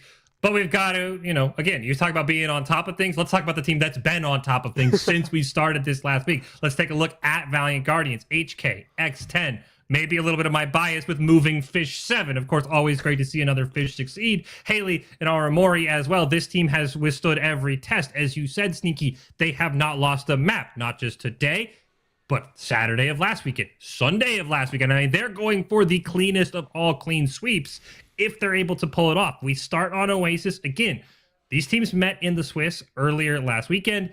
It went to Valiant Guardians. The only difference is that was a best of 2. Now we play first to 3. So maybe we see push. Maybe we see Escort. Escort, that map that really maybe leans Washington Timeless's favor. But before we get about map 5, Sneaky, we got to get about map 1. It's Oasis, the run back from what we saw last series. What are we looking for here on this map for both these teams? I want to see the Jungle Queen come back out from Washington Timeless. From either Sawhill or from Sniper, I don't really mind which one, because they're both pop-off players. But I definitely do want to see the Jungle Queen. That is Washington Timeless's strength. That is what they live for. And so that's what I want to see more of. I want to see that Jungle Queen come out. They know how to run that composition. They know how to run it to perfection. So that's what I want to see. I don't want to see any switch-ups, and I think that's what we're going to end up seeing anyways. I think we will see a Jungle Queen. From the side of Valiant Guardians, I think we will end up seeing a mirror from them as well. There's a chance we see an Orisa come out. However, I'm going to be honest, I think I see the Jungle Queen come out more likely to take that mirror against Washington Timeless. Game 1 just moments away here in our Calling All Heroes Unite Minor 2. Winners finals between Valiant Guardians and Washington Timeless. The winner locks in a spot in the grand finals tomorrow. The loser has to drop down to those losers finals. Well, they will also play tomorrow with the chance maybe for some revenge. But that's not what either of these teams are worried about right now. They're worried about the here and now. I am excited to jump into this, Sneaky. I cannot wait. And here we go. We do see the one Junker Queen Sawhill right now on the Reinhardt as we prepare to attack. What do you got your eyes on? I have my eyes on Washington Thomas on this Reinhardt. I expected the Junker Queen come out from Valiant Guardians, and we see the Symmetra, we see the Bastion. Very, very typical for the Junker Queen composition, but Halo's already gone from Snozlar. HK not long either. Immortality field from Armori has to go out to just keep Valiant Guardians in the fight. And who expected this, at least in our first fight of many in this series? An absolutely brutalizing of the Valiant Guardians from the Washington Timeless. Yeah, really, really good job so far. And that first pick was honestly beautiful. I mean, that's all that Washington Thomas really needed. And once that Lucio is gone, it just GG, go next fight, right? The Ramatra going to be coming out from Moving Fish here on Valiant Guardians. And this is where things seem interesting because we did see a little tease of Ramatra last game. And I was interested to see it because of the Reinhardt. And this is why, right? That Ramatra can just shut down Reinhardt. So I am interested to see what happens here. Immortality field from Orion already burned, and there's that Reinhardt burned as well. Armori and HK combining to start things off for Valiant Guardians, and this is the team we expected to see. An early hiccup, a mass murder on the point, and a flip for Valiant Guardians. Yeah, Valiant Guardians doing that one really, really well. They immediately said, all right, we're not going to go JQ here. We're immediately going to switch over to this Ramatra, and we're going to change up our entire game plan. And that's exactly what they did. They just went over to this Ramatra, and they changed things up immediately here. I mean, Sawhill is going to be struggling to really find any way forward unless Bun can get these really good Symmetra TPs. But then you're running into X10 with this transformation on Bastion, where I mean, do you really want to risk this? I think you might just want to switch back over to the JQ here. I like the Reinhardt, but against Moving Fish on the Ramatra, it's just risky. Amplification Matrix and Immortality from Armori going to go down as we see the Immortality field answered as well from the Mauler, and it's HK. The first elimination before the Photon Barrier can go out. We hear the artillery cry coming down, and it's a double kill for X10. Once again, dominant performance here from Valiant Guardians, and they win this fight with a great ult. Yeah, and Valiant Guardians, they're just playing this when they're waiting for Washington Timeless to engage because they know they can take the fight. They're okay taking this brawl because, yes, you're going up against a Reinhardt. That 85 damage a swing is very, very gruesome, but Moving Fish is going to pop Nemesis form and immediately going to be perfectly fine afterwards. Annihilation is ready, but Artillery Strike will be the first ultimate used from Snozlar, but can't quite find anyone, but Mauler will onto X10. Great shatter going to come down from Sawhill, but the Annihilation answered from Moving Fish. We see both barriers coming out from the Lucios, but it's Valiant Guardians that last much longer, and it's Moving Fish with the fist absolutely punching down Washington Timeless. Yeah, Valiant Guardians now final fight territory. No ultimates for either team. Snozlar on the Tracer, Sawhill on the Junker Queen here. Valiant Guardians. This really is the driest of fights here, Fish, as Sawhill is going to be on that Doomfist, looking for the best contest known to humankind here, but X10's going to shut that down as Snozlar is the first to be taken out. X10 says, not on my point. That's not going to fly on my point, Snozlar. You're going right back to spawn. As you said, Sneaky, just trying to find some way in this last ditch to flip the fight. Unfortunately, they lose Bun. They lose Orion. They do get a minor pick onto HK, but I simply don't think it is going to be enough. We see why Valiant Guardians are the top of the top with a dominant performance on Control Map 1 as they take it 100-29. And we swap off meta? Does not matter for Moving Fish and Company. They bring out the Ramatra, you would never notice a difference. Not at all, and that's sort of what we're going to see here from this Valiant Guardians team is they don't care what they're going up against. The flexibility of Moving Fish is unmatched in the entirety of Calling All Heroes, and no matter what Washington Timeless runs, either Valiant Guardians will look for the mirror, which is what we're going to be roughly seeing here, only a slight difference between the support line, that, or they're going to be running counter, which is what we just saw, right? They switched immediately off that JQ into the Ramatra and just shut down the Reinhardt composition coming out from Washington Timeless. Did they play fast? Yes. Is that what I wanted to see? Yes. But I also want to see Timeless switching over to the compositions when needed, because Valiant Guardians are going to do the same thing, and we're going to play counter comps all day. It's going to be a rock, paper, scissors game, and Valiant Guardians are going to be the ones who come out on top if Washington Timeless is not careful when Valiant Guardians runs these counter compositions.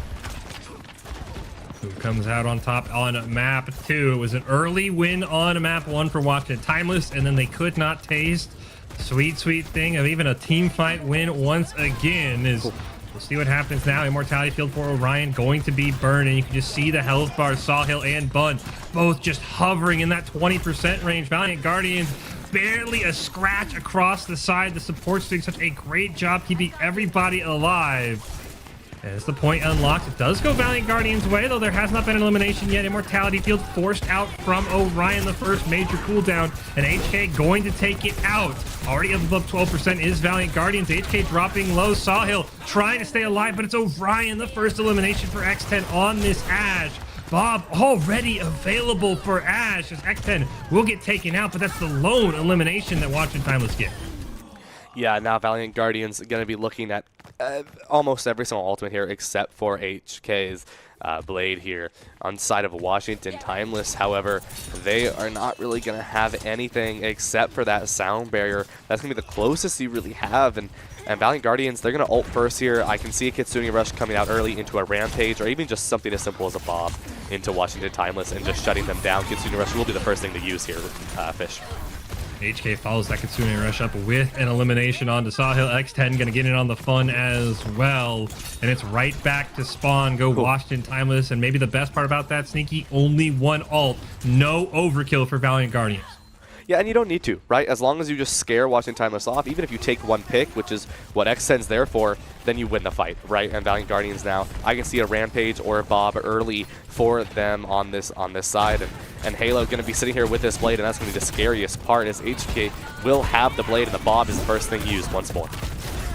Bob makes it a 6v5 as the sound barrier comes out from the Mauler very, very early.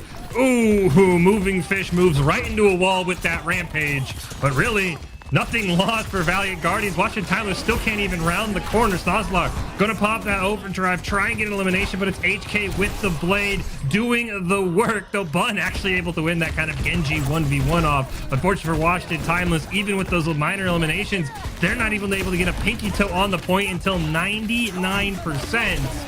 Sawhill going to use their own Rampage right back, but it's Moving Fish and Company just taking care of business. It does look like the point might finally flip in Washington Timeless's favor with those eliminations, as Sawhill doing their very best to get that elimination onto Moving Fish. They needed that and a whole lot more, as the point still not being allowed to flip. Valiant Guardians doing such a great job just holding Washington Timeless hostage, not allowing them to flip the point, not allowing them to reset. They have to give everything here to keep this map from ending in a 100-0 as the respawns come back. Valiant Guardians in a full 5-on-5. The point still in overtime. For all of this, Washington Timeless have not flipped this. This is still final fight, and finally Sneaky, an elimination onto HK keeps Washington Timeless alive here.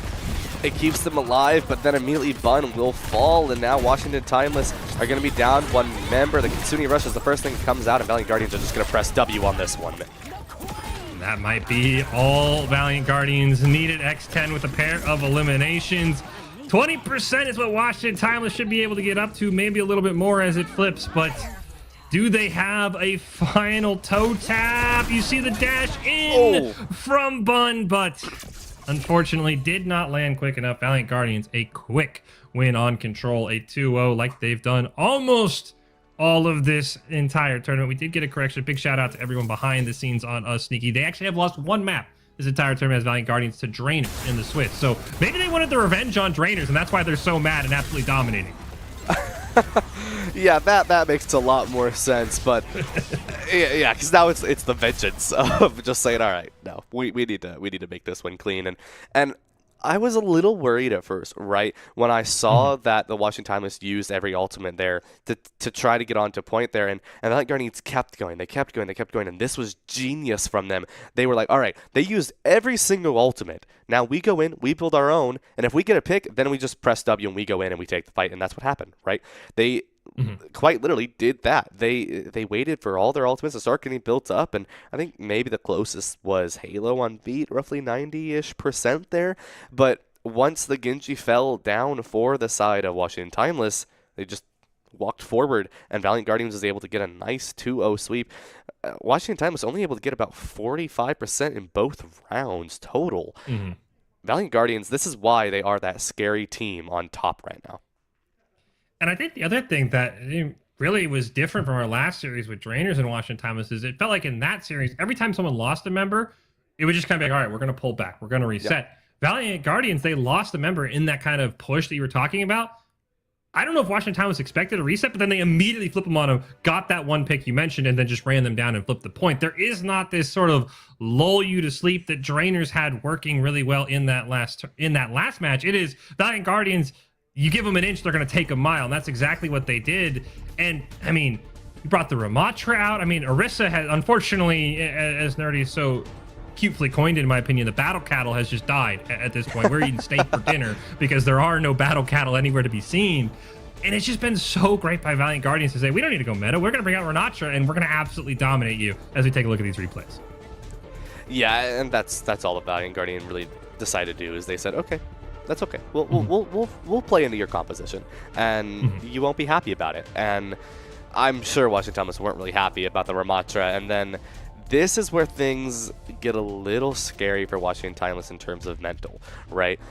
One thing that I said going into this composition was that the Washington Timeless, their best composition was their Jungler Queen comp, right? And now to see that the Valiant Guardians mirrored that composition and completely took away that next map with it, or next round with it, that is very demoralizing. And now the Washington Timeless need to make a new decision, need to figure things out. And like you said, Fish, it's because the Washington Timeless, or I should say the Valiant Guardians had no fear, right? They didn't care if they were down a member. They just kept going no matter what.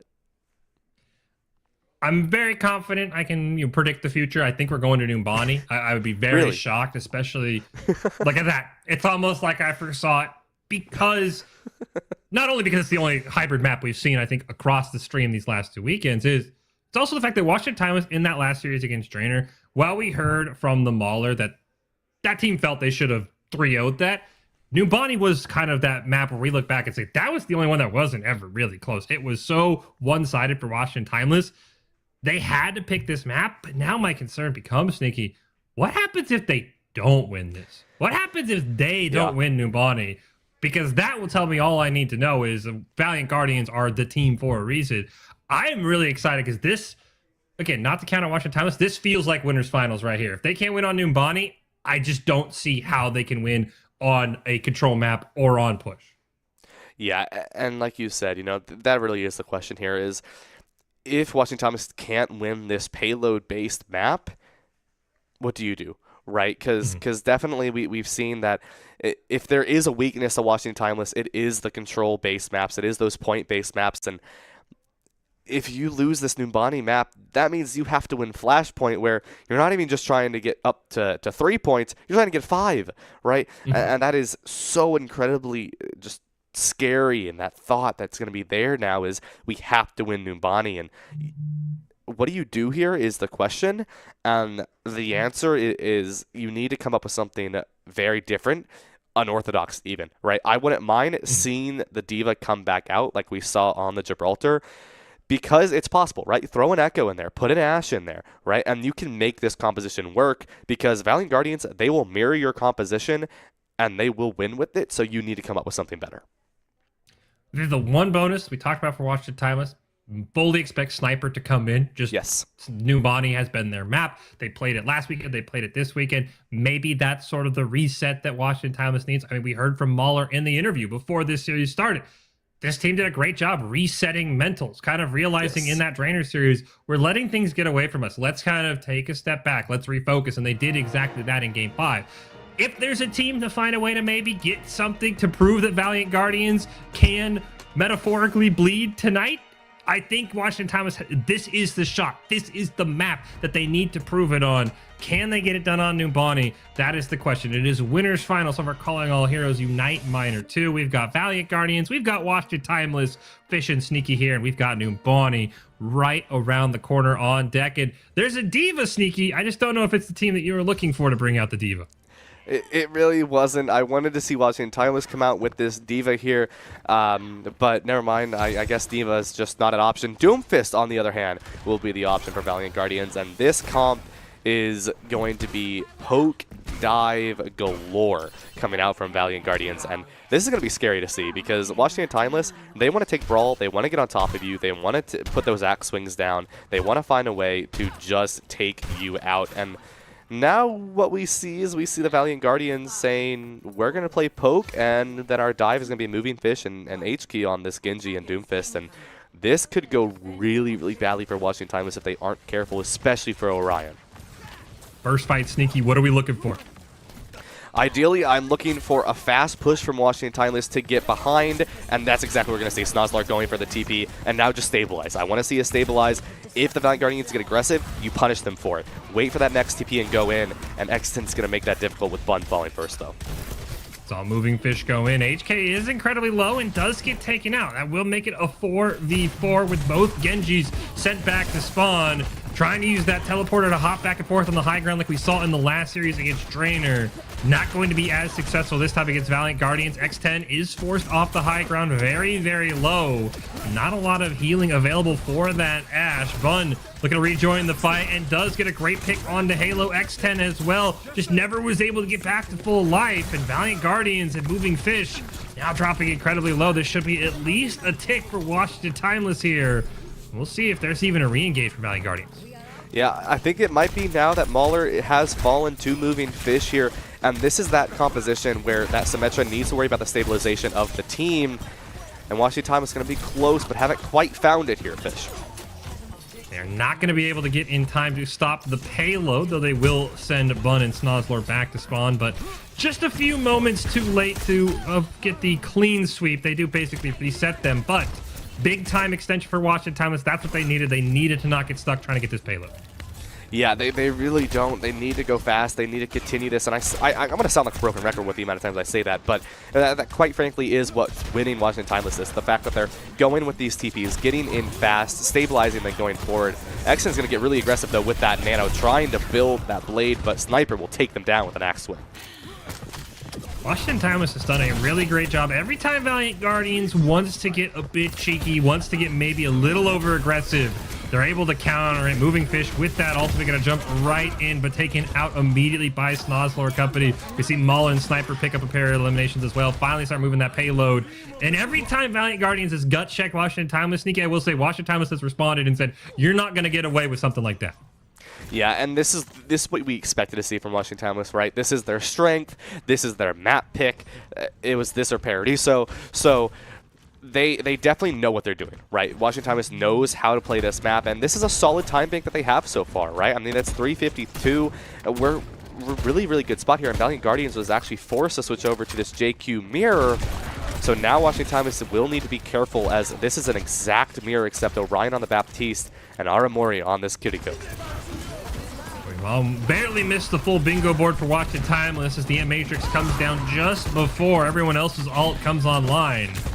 The M-Matrix just kind of forces a line of sight, but might be enough to get this second checkpoint. X10 going to throw Bob into the mix here. Bob in return from Snozlor, as well as the Blade from Bun. Unfortunately, immediately eliminated as the ashes start popping off. Orion with a great elimination. A huge, I think, triple in the ante lands from Washington Timeless' Sniper on the ult. And that's a team kill. And all of a sudden, Numbani reigns supreme for Washington Timeless.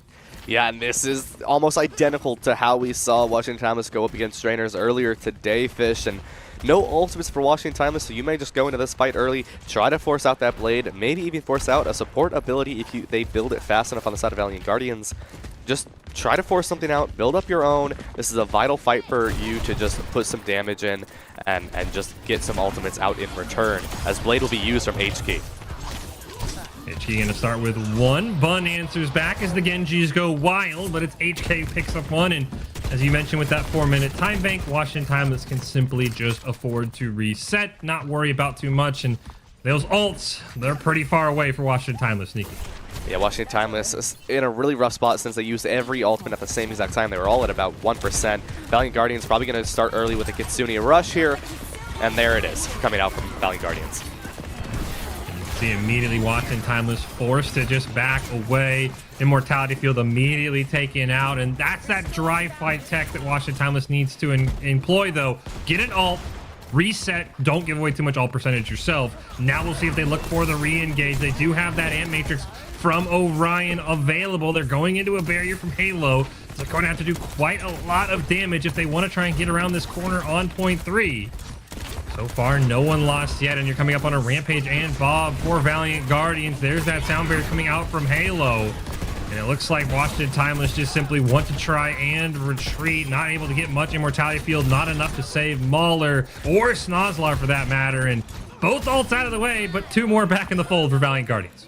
Yeah, that's the problem with this sort of staying at 0 ult percentage for Washington Timeless a couple minutes ago is Valiant Guardians have a good ult rotation. They're going to have Bob and they will have Rampage for their team here. But Washington Timeless was able to build up their own, and now they are going to be close to getting every ultimate. The one good side of using every ultimate at the same time, you get almost all of them back at the same time. So Washington Timeless going to be in a good spot here. I want to see an early window into a Rampage. I think that's going to do the best for for Washington Timeless. Try to prevent XN from using that Bob or Moving Fish from using that Rampage, and you'll be set going into this fight. And there's the Amplification Matrix Fish.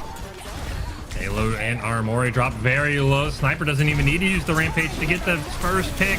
Rampage actually come out from Moving Fish, landing onto all 4 members, but a great sound barrier from Mauler, able to neutralize most of that anti-healing as the Immortality Field goes down. Moving Fish going to fall as well, and only 2 ults burned. A great job by Washington Timeless. They're going to have 3 more as they round this corner. Yep, it's going to be a Bob for both teams here, as well as the Kitsune Rush and H-Key. That's a big stagger coming in from the Valiant Guardians. Washington Timeless is going to be set really well here. An early Blade and a Rampage would set Washington Timeless up really well, but Snozlar is actually forced to use this Bob, and in return, XN will throw theirs out. Sniper able to get that elimination. You do see the Immortality Field coming out. Bob going to be taken out by O'Brien, so no longer an issue. Kitsune Rush from Armori going to come out as Washington Timeless trying to get that 3rd point here, at least guarantee themselves a shot at overtime on this map. A Sniper able to get an elimination, and Valiant Guardians forced back to their spawn. Blade gonna come out here from Bun as well. And great job by Washington Timeless, staggering Valiant Guardians, and that should be enough, and it is, to get the 3 cap, and Numbani was just the medicine that they needed. Yeah, and also above that 1 minute threshold, which means that if we do see Valiant Guardians able to fully cap, if they cap with 0 seconds, Washington Timeless will be the only team attacking in round 4, so definitely in a good spot if you are Washington Timeless here, and I liked it, right?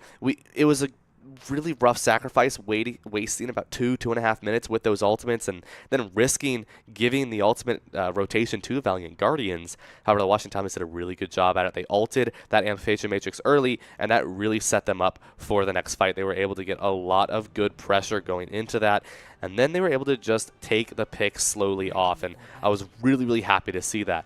Washington Timeless, no changes here. Snozlar on that Bastion, and we saw this last game, Fish. If you give Washington Timeless this high ground, they will take it, and they will rain fire onto you. Valiant Guardians, on the other hand, going to run with the Sigma. We mentioned it a few hours ago, Fish. This is interesting coming out from Valiant Guardians, as it's going to put you in a situation where you have a lot more walk ability, and Halo is going to be a lot more of that DPS rather than that support on this ERE, trying to find these quick little headshots and try to take out some of these targets for Washington Timeless.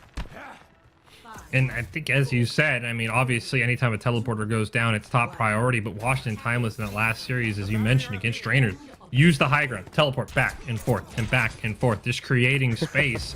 And let's see if they can do it again. Valiant Guardians target acquisition has been fantastic. They usually have not allowed those teleports to last for a long time. But if Snozlar is able to kind of hop between spaces, create space with that tank form. This could be trouble, as right now Valiant Guardians just trying to take the fight right into the high ground. You see that teleporter immediately going down right in front of them, trying to allow Snozlor teleport back and forth. Immortality field going down and immediately removed by HK, but Sniper in return gets an elimination onto X10, and so far Valiant Guardians' first offensive push going to come up with absolutely nothing but a reset in Snozlor's with a late kill onto HK. Very, very big for Washington Timeless. Yeah, it's very big indeed for Washington Timeless here. And your win condition here for the Valiant Guardians is Aramori's anti-nade. You have to land this and then follow up on it. That is the only way you win this, because Snozlar, if you're going to continue to take this tiny little choke, will just transform and shoot blazes down onto you, and you have to be very, very aware of that. So Aramori going to be that big win condition for the Valiant Guardians to hit those anti-nades, as we do see some pressure going in on to the support line here from HK on this Genji, trying to get some distraction up, but Nano Boost first thing to use on X10.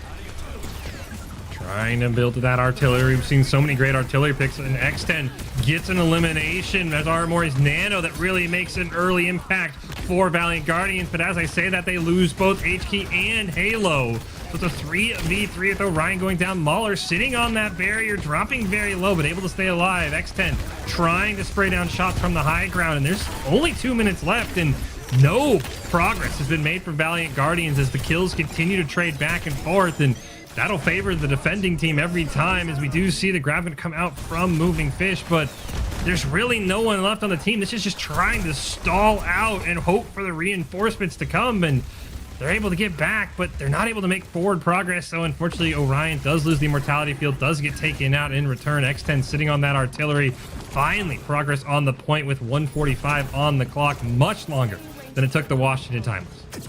Yeah, Washington Timeless are definitely going to want to re-engage this, as the Photon Barrier is the first thing to use. Now everyone's pressing Q here, Fish, as Captive Sun's going to be used, and X10 will find the members they can to take this fight. Once again, X10, I think their second double kill with artillery so far in this series, and that'll be the capture. But the big difference here, Sneaky, there's only 3 minutes on this payload. Washington Timeless had over 5 at this point, so Valiant Guardians need to move with your favorite word of the night, speed and fast. Yes, indeed. And with Valiant Guardians, you're going to have this blade, but you don't really have the Nano to match up with it. Washington Timeless using this Amplification Matrix early, be proactive once again. Go early, make it hard for Valiant Guardians to even take any sort of a second of an inkling to get close, and the Stim TP is going to be the first thing used here, and Snozlar will take out Aramori, and it's a great fight for Washington Timeless. Nano had just come online as well, though. X10 able to answer back, so it's a 4-on-4. Washington Timeless holding them at that first corner. Rampage going to come out from Sniper, landing that anti-healing onto quite a few members, but Valiant Guardians are able to stabilize. Halo picking up a kill. They've only lost that blade from Genji. Washington Timeless now finally able to answer with a couple of eliminations and able to force a reset here from Valiant Guardians. Yeah, and I like how fast Washington Timeless is going with these symmetric TPs, just going in and not really giving a chance for Valiant Guardians to take a break. But one thing I do want to see is I want to see some more flanks coming in from HK, right? I want to see some more off angles. I want to see some more locations from HK to go in, as the Amplification Matrix will be the first thing to use from Orion. It will be kited back, because HK going on these flanks, you don't have to worry about Ayari, and here's the blade to start the fight off. Fortunately, the fight starts with Bun's elimination onto Halo. HK just gonna be line-of-sighted by the bus. A fantastic retreat from Washington Timeless. They already had the pick. They felt no pressure to play into that Genji. So HK is able to eliminate Snozlar with just only 40 HP remaining. Mauler and Sniper answer back, 2 eliminations on both sides. We do see the sound barrier going to come down from Mauler and Washington Timeless, who are trying to prevent Valiant Guardians from taking any sort of space. That's exactly what they're going to do, a pushback with an elimination onto Moving Fish. And now, there's less than 2 minutes left in Washington Timeless. They're in complete command. Yeah, and Washington Timeless also has such a good alt rotation in their favor at the moment here. X10 will be switching over to this Ashe, Moving Fish on the Junker Queen, and going to start to look for this mirror. This Captive Sun is going to be needed for Valiant Guardians, but Artillery Strike's going to be used first here just to make life even more difficult for the Valiant Guardians. No one will fall, but now the Washington Timeless going to be able to look for potentially a Photon Barrier for an engage to split this map early. Yeah, artillery was dropped on the teleporter. I think they were trying to cover their own forward push. As you said, nobody died. The teleporter was taken out, and they didn't even need it. Photon Barrier comes down, and they get a pair of eliminations. And all of a sudden, Valiant Guardians running out of time. What do we need to see here, Sneaky, from our top team if they want to keep Numbani going? Valiant Guardians, they need to use Halo's ult. Halo has held this ult for 2 fights now. I need to see this Captive Sun used early and used immediately for this fight before Sniper has a chance to use this Rampage, because you know immediately Sniper will Rampage afterwards. So try to get this on Orion, try to get this on Mauler, so that you don't have to worry about an Amplification Matrix on top of a Rampage. There's the Captive Sun, and we'll be able to find a couple, but will still fall. Halo goes down. The Immortality Field does a great job of keeping them alive long enough. Orion will fall. H-Key on return as well. Less than 30 seconds left, and finally Valiant Guardians able to push, but Washington Thomas is going to probably get one more contest here to try and end this map. Yeah, they will, and they'll also be using Rampage immediately onto it. I think Bun will have to be the one who can test this point, potentially. No, looks like there will be a full regroup for Washington Timeless. Mauler will have this beat, and that's going to be huge. Valiant Guardians trying to build up this Kitsune rush. Bob and Kitsune will be used from the Valiant Guardians, and there's the Bob to start this fight.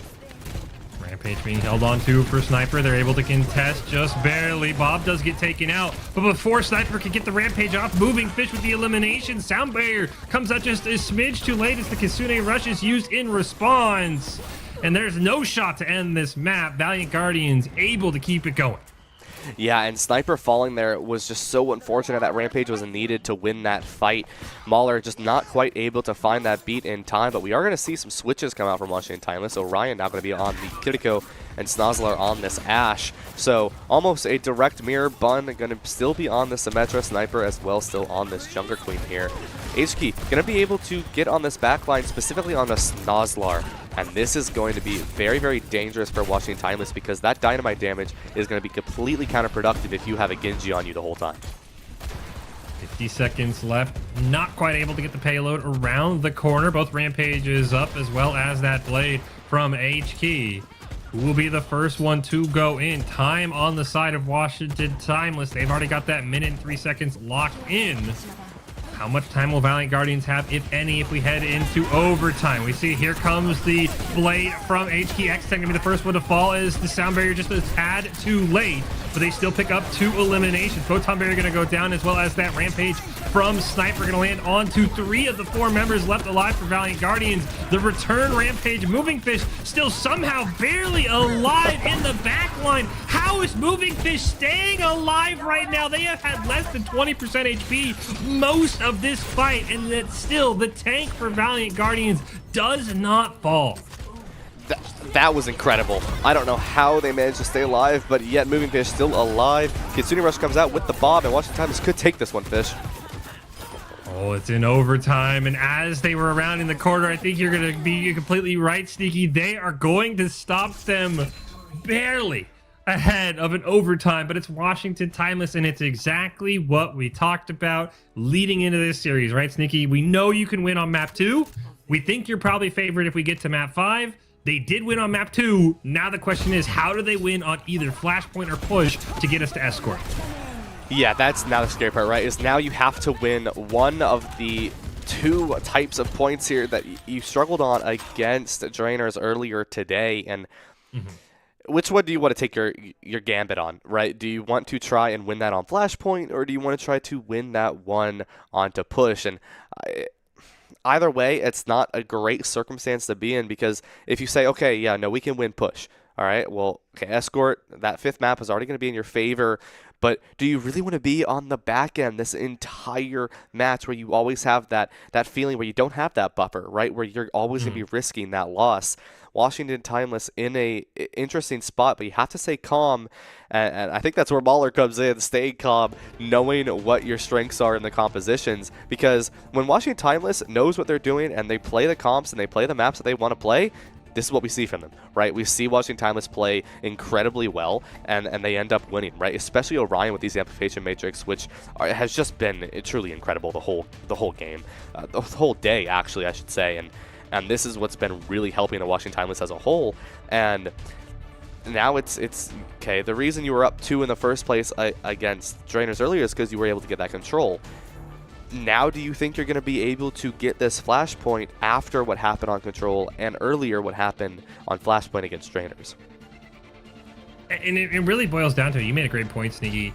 that Washington Timeless has won when they've had control of the map. I mean, I know technically Drainers picked Numbani, but everyone's been picking Numbani, right? We knew we were going to Numbani, but Washington Timeless got to pick Escort. Now you've got to win at least one of Valiant Guardian's picks, whether it's Flashpoint, or if you lose Flashpoint, win push, then they're going to get a choice on Escort. I think this is going to be very interesting. I think obviously the answer is let's try and win on Flashpoint, but just looking back at what we have, that Flashpoint against Drainers wasn't close. I think it was a 3-0 on the Flashpoint itself. The push was a very back and forth. It took a final fight from Drainers to kind of win that. So I think it looks like on paper, push is your map to win. But as you said, do you really want to be on the back foot against Valiant Guardians this entire time? And I mean, is there comps left you think that Washington Timeless can pull out on these control maps? Because it has really just kind of been, at least on the control we saw against Valiant Guardians, Valiant Guardians said, we're just going to play your counter, or we're going to play a mirror, and we're just going to outplay you on it. Is there a comp you think they have, they can pull out on push or Flashpoint to maybe steal one from Valiant Guardians? I like how Washington Timeless played this one, right? I liked Orion on this Kiriko. I liked the way that Washington Timeless played this with the Bastion as well.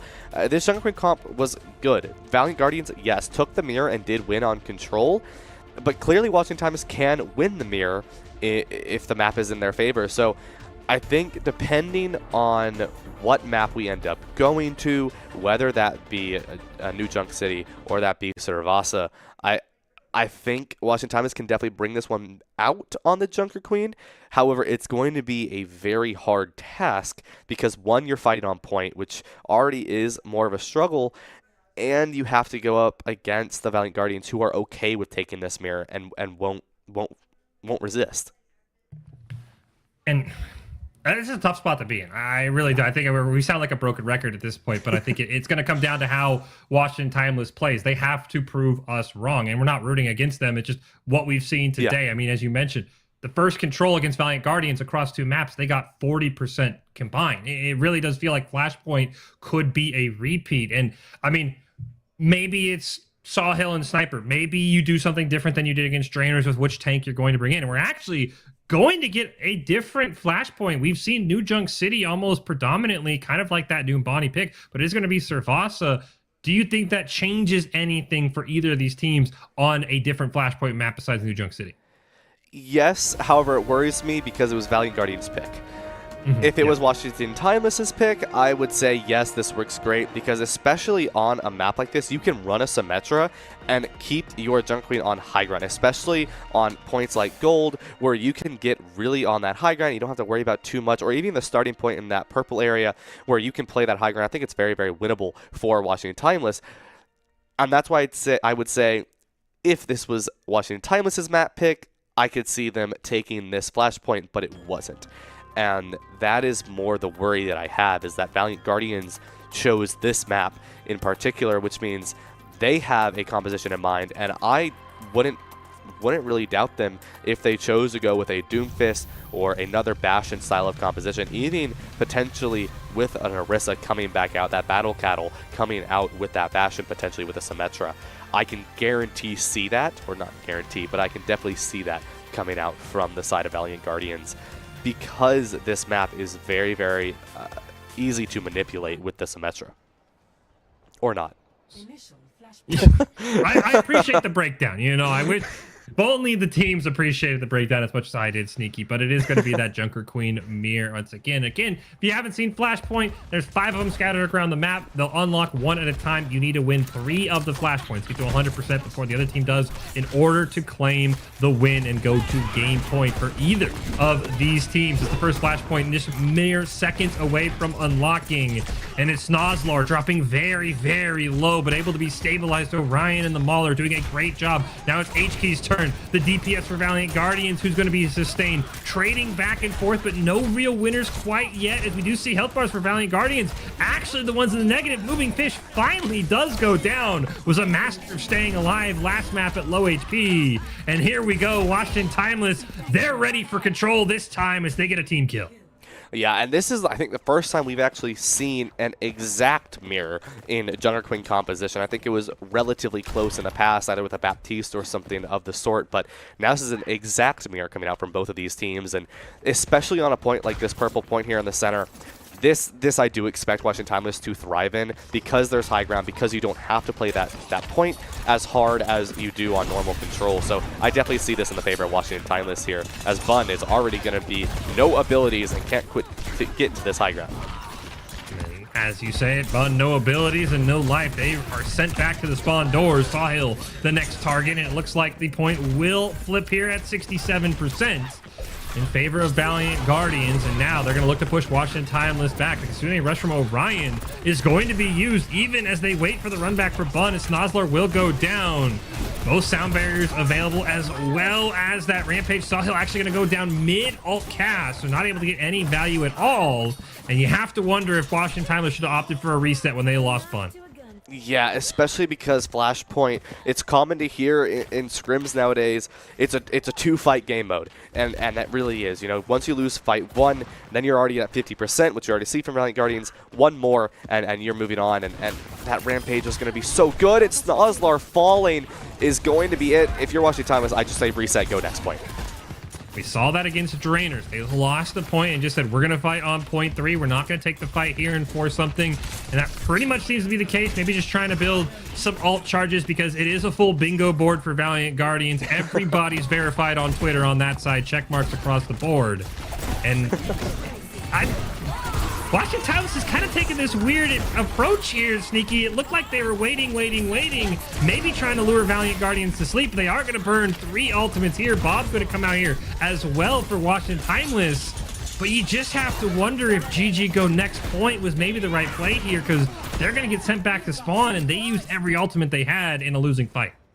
Yeah, I mean, if you're watching in Timeless, I understand the tactic there. You want to try to get out as many ultimates as you can from the Valiant Guardians, which you were able to get out both support as well as Rampage, but in return, you used your Sound Barrier as well as your Bob, and that's going to put you in an interesting spot here, as Bun is going to have Blade, and that's really all you have against the Bob and the Blade coming out from Valiant Guardians, and they're already going to be on point as well, so Washington Timeless has to be the one to engage here, when all Valiant Guardians has to do is throw a Bob on point, and Washington Timeless is going to be the one really struggling to get onto point here.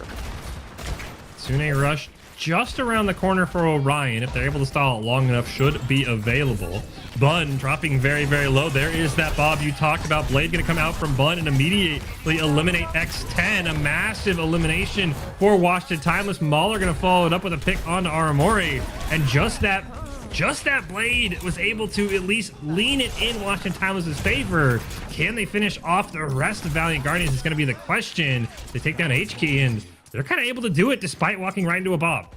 Yeah, and that's very, very good plays coming out from the Washington Timeless now. Also going to be able to get 2 ultimates back up in their name. That alt rotation, if you're looking at the percentages as well, is also going to be very, very favorable for the Washington Timeless here. Valiant Guardians, on the other hand, only going to have this Blade. Not really going to have anything else. Washington Timeless going to be approaching 50% before the Valiant Guardians even have a chance to engage onto this point here. Kitsune Rush will probably be the first thing used coming out from Orion, and there it is, Fish.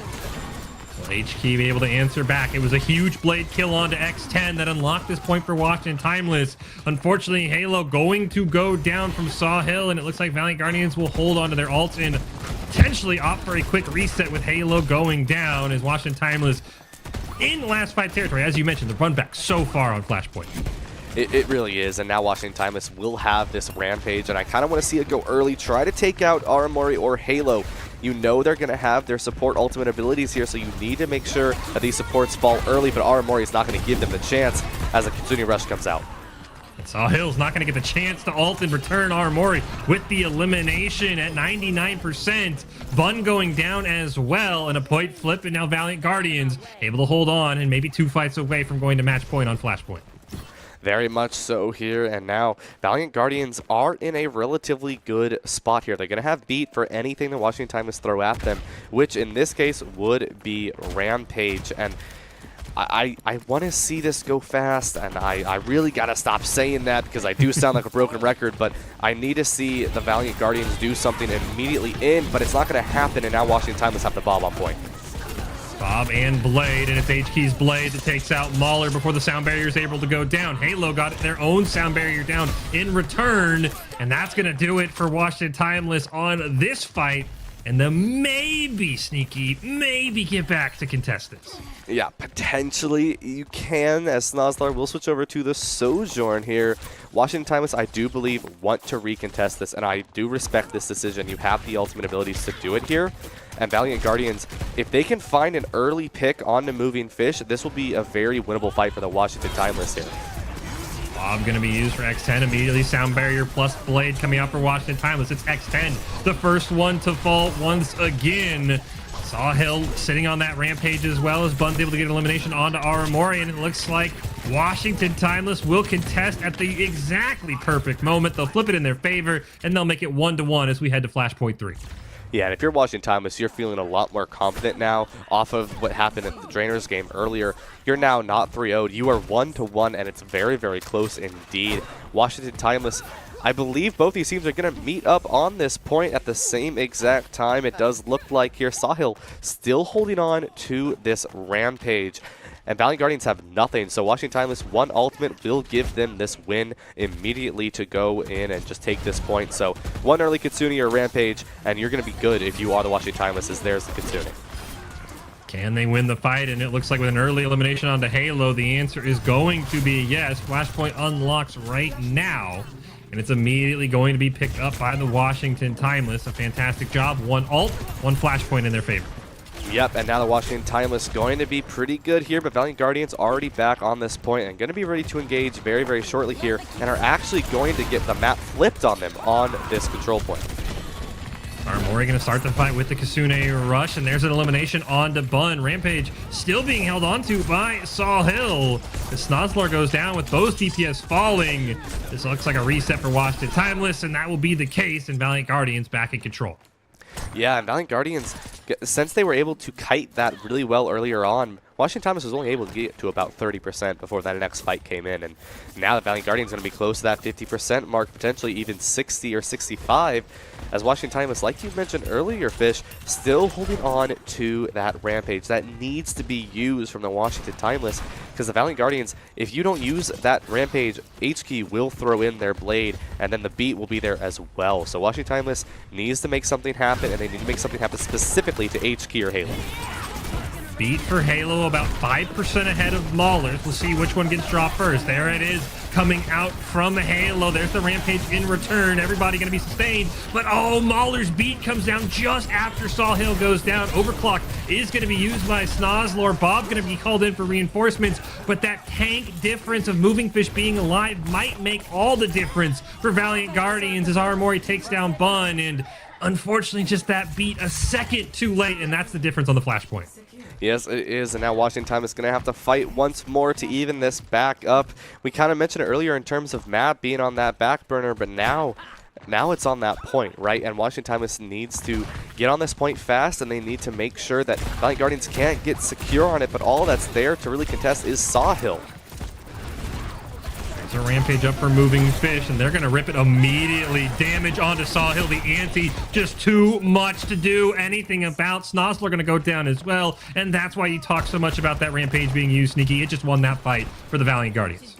Yeah, especially if you can force out that cleanse. If that Rampage is going to hit your Kiriko and then someone else in the back line, that Kiriko has to decide who they want to cleanse. And in this case, specifically, Orion cleansed themselves, and after that, it was just an easy win for the Valiant Guardians to take out the next target who was antied in that fight.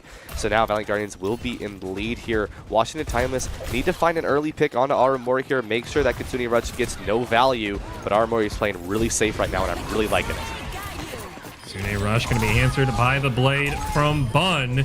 Unfortunately, Snozlar going to go down. It's 2 eliminations apiece. It's Moving Fish holding down this Flashpoint. Mauler able to get elimination. It's just Moving Fish and Aramori on the point. How much percentage can they stall? Can they buy time for their team? Moving Fish has been nearly unkillable this entire match, and once again, somehow in a 1v5, it's just staying alive and burning time.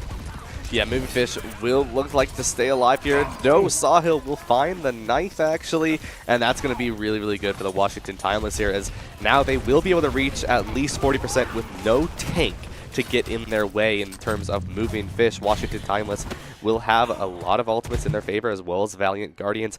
I want to see Washington Timeless play forward. I don't want to see them play on point, because once Valiant Guardians can get there, you're forced to kite and you're off of point, and Valiant Guardians can flip. I want to see Washington Timeless hold forward, but it looks like they will be holding on to point here, and this may get them a little bit in a risky spot as Kitsune is used. Ryan uses the first support ult. There's both sound barriers online. Halos once again will drop theirs first, and once again Sawhill is dead before Mauler can get their sound barrier off. Will that be the difference once again? Bob going to come out, Bun not able to be sustained through. Sawhill respawning, but I think it once again might be that tank difference as Snozzler trying to clutch it up for the team. Armory and X10 able to finish him off. Point will be flipped, and this is potentially the final fight on Flashpoint for Washington Timeless. Yeah, Washington Timeless has to get here fast. They're only going to have about 15 seconds left to get there, and they will be able to, but they have no ultimates here, Fish. They need to make sure that, in my opinion, I think you need to take out Armory first and then go for H-Key. Avoid that blade as best as you can. But, I mean, with 3 ultimates, who do you go after first here? Armory being your best bet. Bob and Blade up for Valiant Guardians. Kitsune Rush only 5% away. Bob's going to be the first to call in, and Sawhill going to be the first to set back to spawn. The Blade comes out from H-Key as well. There's only 2 members left, and it's not going to matter. It is a Flashpoint victory for Valiant Guardians, and they are on match point here in our winners finals. Yes, they are. The Valiant Guardians showing a really, really strong performance right now, but yet Washington Timeless still also showing a very, very good performance. They were able to take that one Flashpoint map or round in their favor. I believe it was the second one that went into their favor there. Really, really close, and they were able to play it really well, but unfortunately, they just couldn't quite find the right targets. Even when the Washington Timeless were in the lead, they could have found a target. They were able to find someone and eliminate them.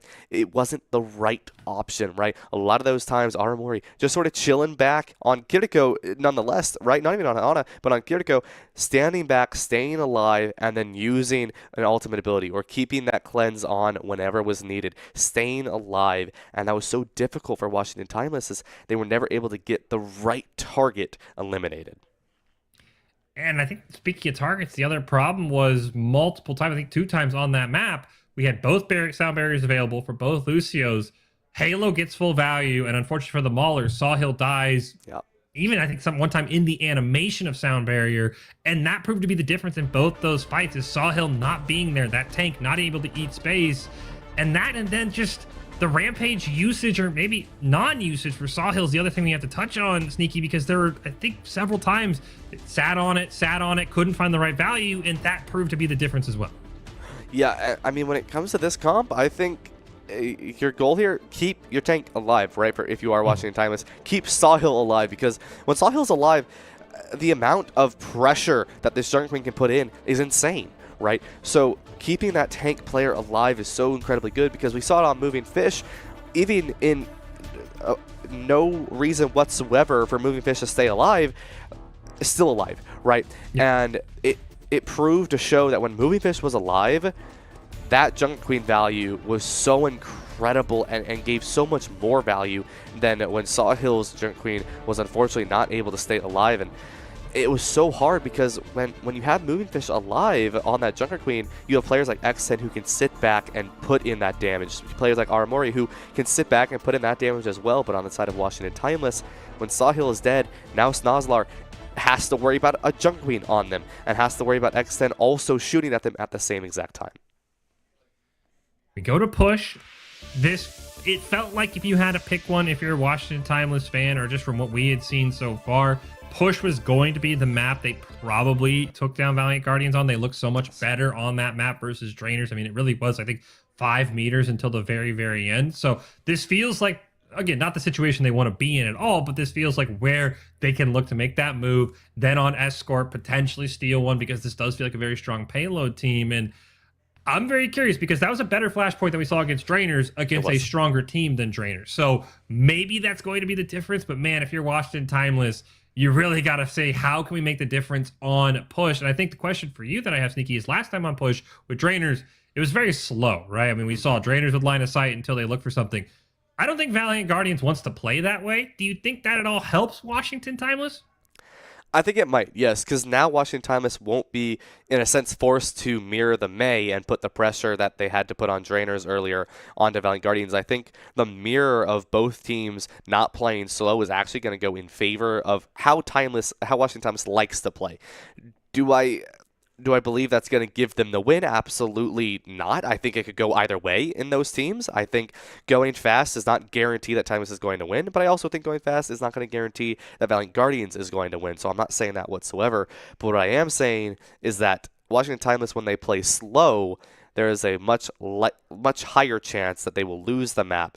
And I think if Valiant Guardians are willing to play fast into Washington Timeless and let Washington Timeless play fast, it will be very, very close. And instead of us seeing that 2-meter difference every time going back and forth, we may end up seeing something a lot more like one team has checkpoint and the other one only about 20 meters down.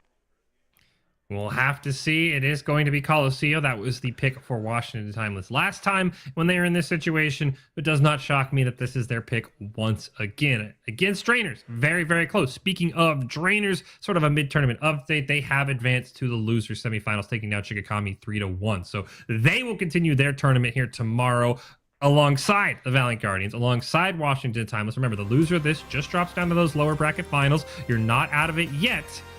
And what do we need to see on Coliseum? What do you think Washington Timeless has up their sleeve, if anything? This is their map. Last time they got forced to play slow with the May. What do you think they need to bring out here, Sneaky, in order to get us to a game 5?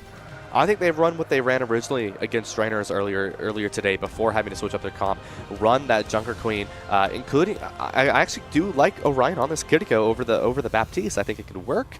However, I think that Kiriko does a really, really good job going into the fight and getting aggressive and getting that ability that they do have to play fast and aggressive. And that's going to play more to Washington Timeless' play style of going in and getting aggressive and not really letting the Valiant Guardians breathe, right? That's what this comes down to. We say fast a lot, but I haven't really explained why that's such a good thing. And it's because the faster you play, the more aggressive you play.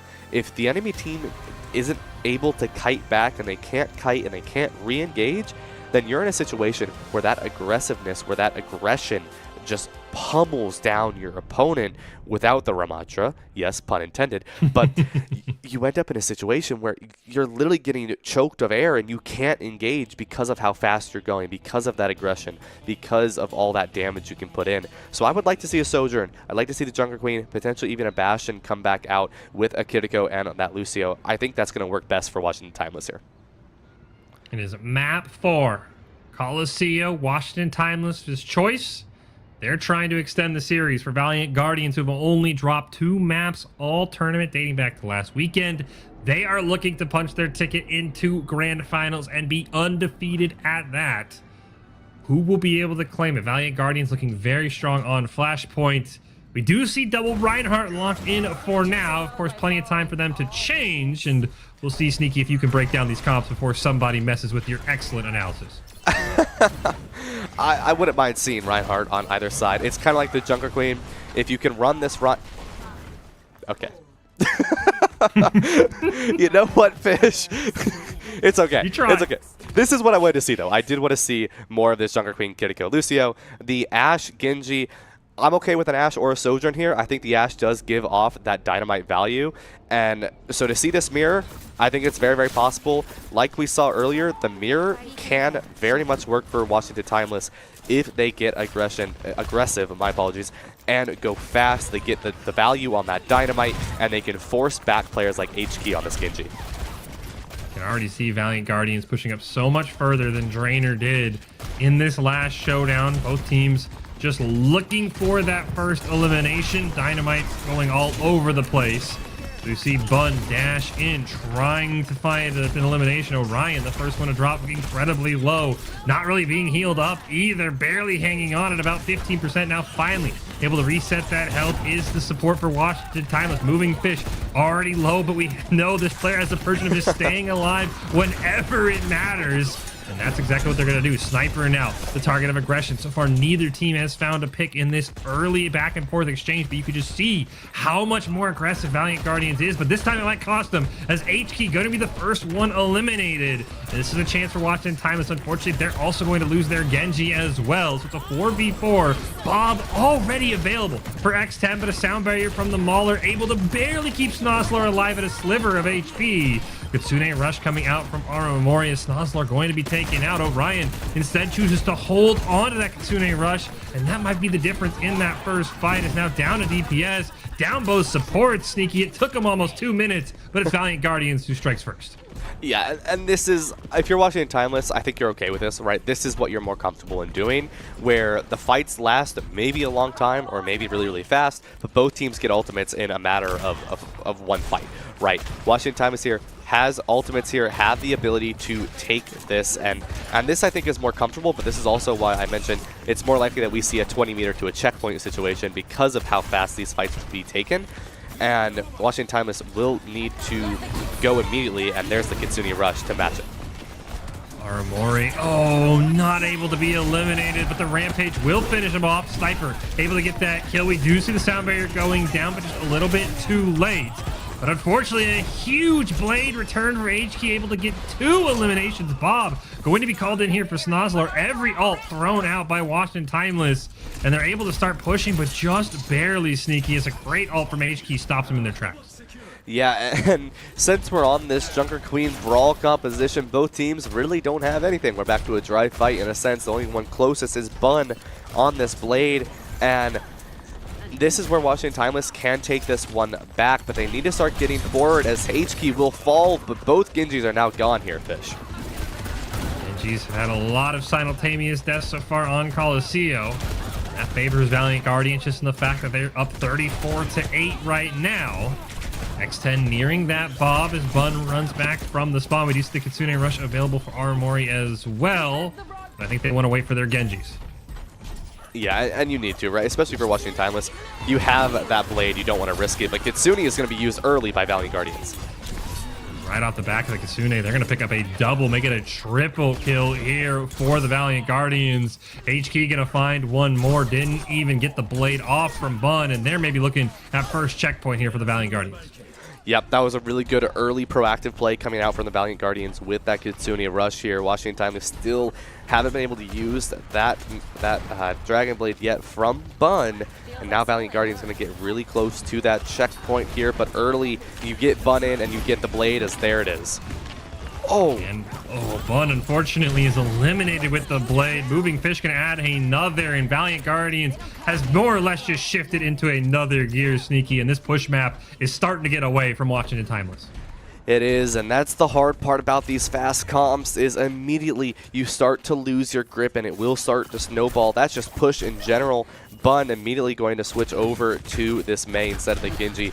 Try to get a little bit slower and try to take out Moving Fish on this Jungle Queen. Force them out and punish them for the aggression, as Bob is going to be used early here for Washington Timeless. Get an elimination onto X10. They have 3 more in the tank as well, as Halo's going to throw down that sound barrier. And Sniper able to find a couple more eliminations for Washington Timeless. They're finally able to reset the robot, but the problem is, Sneaky, they still got to win probably 1 or 2 more fights to even get close to that 77 meter mark, as they're doing a great job with the Valiant Guardians of just delaying this robot. Yeah, and that really was a really good delay from Aramori, especially because you're on that kill to kill. You can just swift step over to one of your teammates, teleport over, say hi, how you doing, and get back into this fight, as Valiant Guardians with the forward spawn as well going to be able to contest right at these arches. They're in a really good spot. We're approaching 4.5 minutes here. Washington Timeless already knowing that recontest is going to be there, and they're going to back up.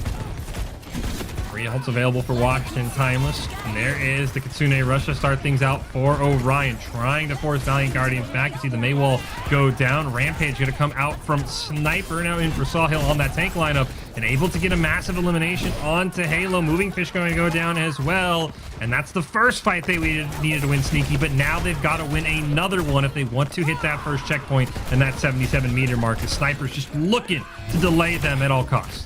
Yeah, and that's actually a really good stagger onto Aramori, especially because that Kitsune Rush is no longer going to be usable for the Valiant Guardians right now.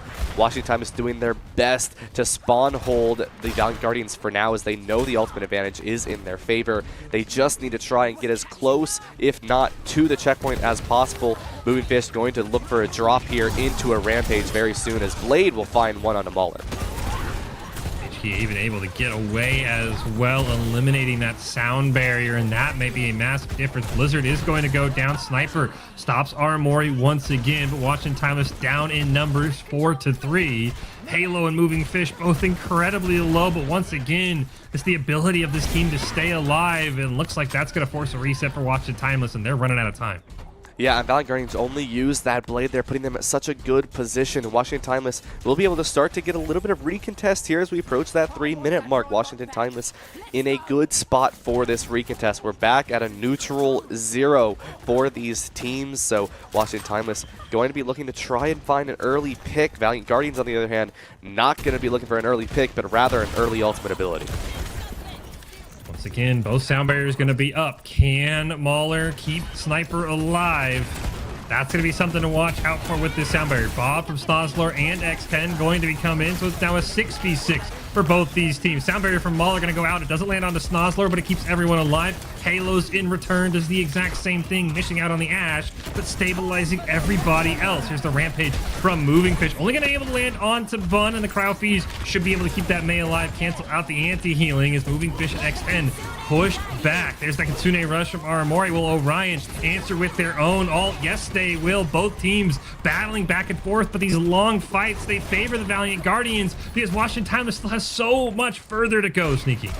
Yeah, they do favor the Valiant Guardians in such a good way because you still have that ability that you can just recontest immediately, especially when you have such a fast composition here. Washington Timeless don't really have anything open for them to use. HQ will, however, and this fight's going to get very dangerous very fast, but Exen will be taken out with the Blizzard used by Bun as well. Moving Fish barely able to hang on. A nice freeze onto HK, but they're going to be able to survive. Use the blade, get one elimination onto Mauler, find one more onto Snozzler, and just like that, Valiant Guardians are going to force a reset from Washington Timeless with a minute and a half on the clock. Yeah, and now this gets very dangerous into treacherous territory here for the Washington Timeless. Is no ultimates to their name, so what do they do to bring this one back? You alt track, you figure out that Halo is the #1 priority for you to get rid of. Like we were mentioning earlier, you can get your targets, but you need to figure out which ones are the best to eliminate, to take out in the next fight, and in this one, it's Halo. Take out Halo and you can win this fight. Get rid of that sound barrier. But Washington Timeless needs to do this to perfection to get rid of Halo, even try to draw out that beat if possible. Sound barrier is up for Halo. 60 seconds left. Washington Timeless, if they want to extend this series, need to go 27 meters and then some from where they sit right now. Bob available for Snozzlor, and it's going to be immediately called into the fight here to try and make a difference. There's that sound barrier, not able to eliminate Halo in time, as Snozzlor's Bob will go down. Mauler has the sound barrier in response. Kitsune Rush going to be used by Aramori. They want to run down Washington Timeless to the side of Valiant Guardians, trying to kill as much clock as possible. Snozzlor goes down, the sound barrier comes out, as well as the Kitsune Rush, but it's a 5-on-4 for Valiant Guardians with just 30 seconds left. Bun with a massive elimination. Can Washington Timeless keep this map going? As Moving Fish is reset, we see X10 and HK both just barely surviving. Sniper able to get a massive elimination. They're running out of time right now, Sneaky, because not only did they barely win this fight, they still have a ton more distance to cover. Yeah, they've got to win at least one more fight here to take this, but Moving Fish will have this Rampage, and Haley already with 50% to that beat is going to be risky, as that amp heal is going to go crazy as Washington Timeless's Sniper will fall really low here. Washington Timeless trying to get this checkpoint, but then it's going to sit there for about 7 seconds before even able to get in.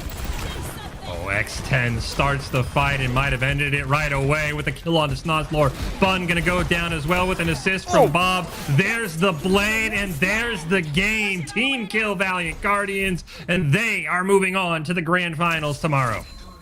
Yes, they are. The Valiant Guardians did take this victory 3-1. Very, very well played coming out from the Valiant Guardians. Washington Timeless, they got close. They showed the weakness that these powerhouse teams have.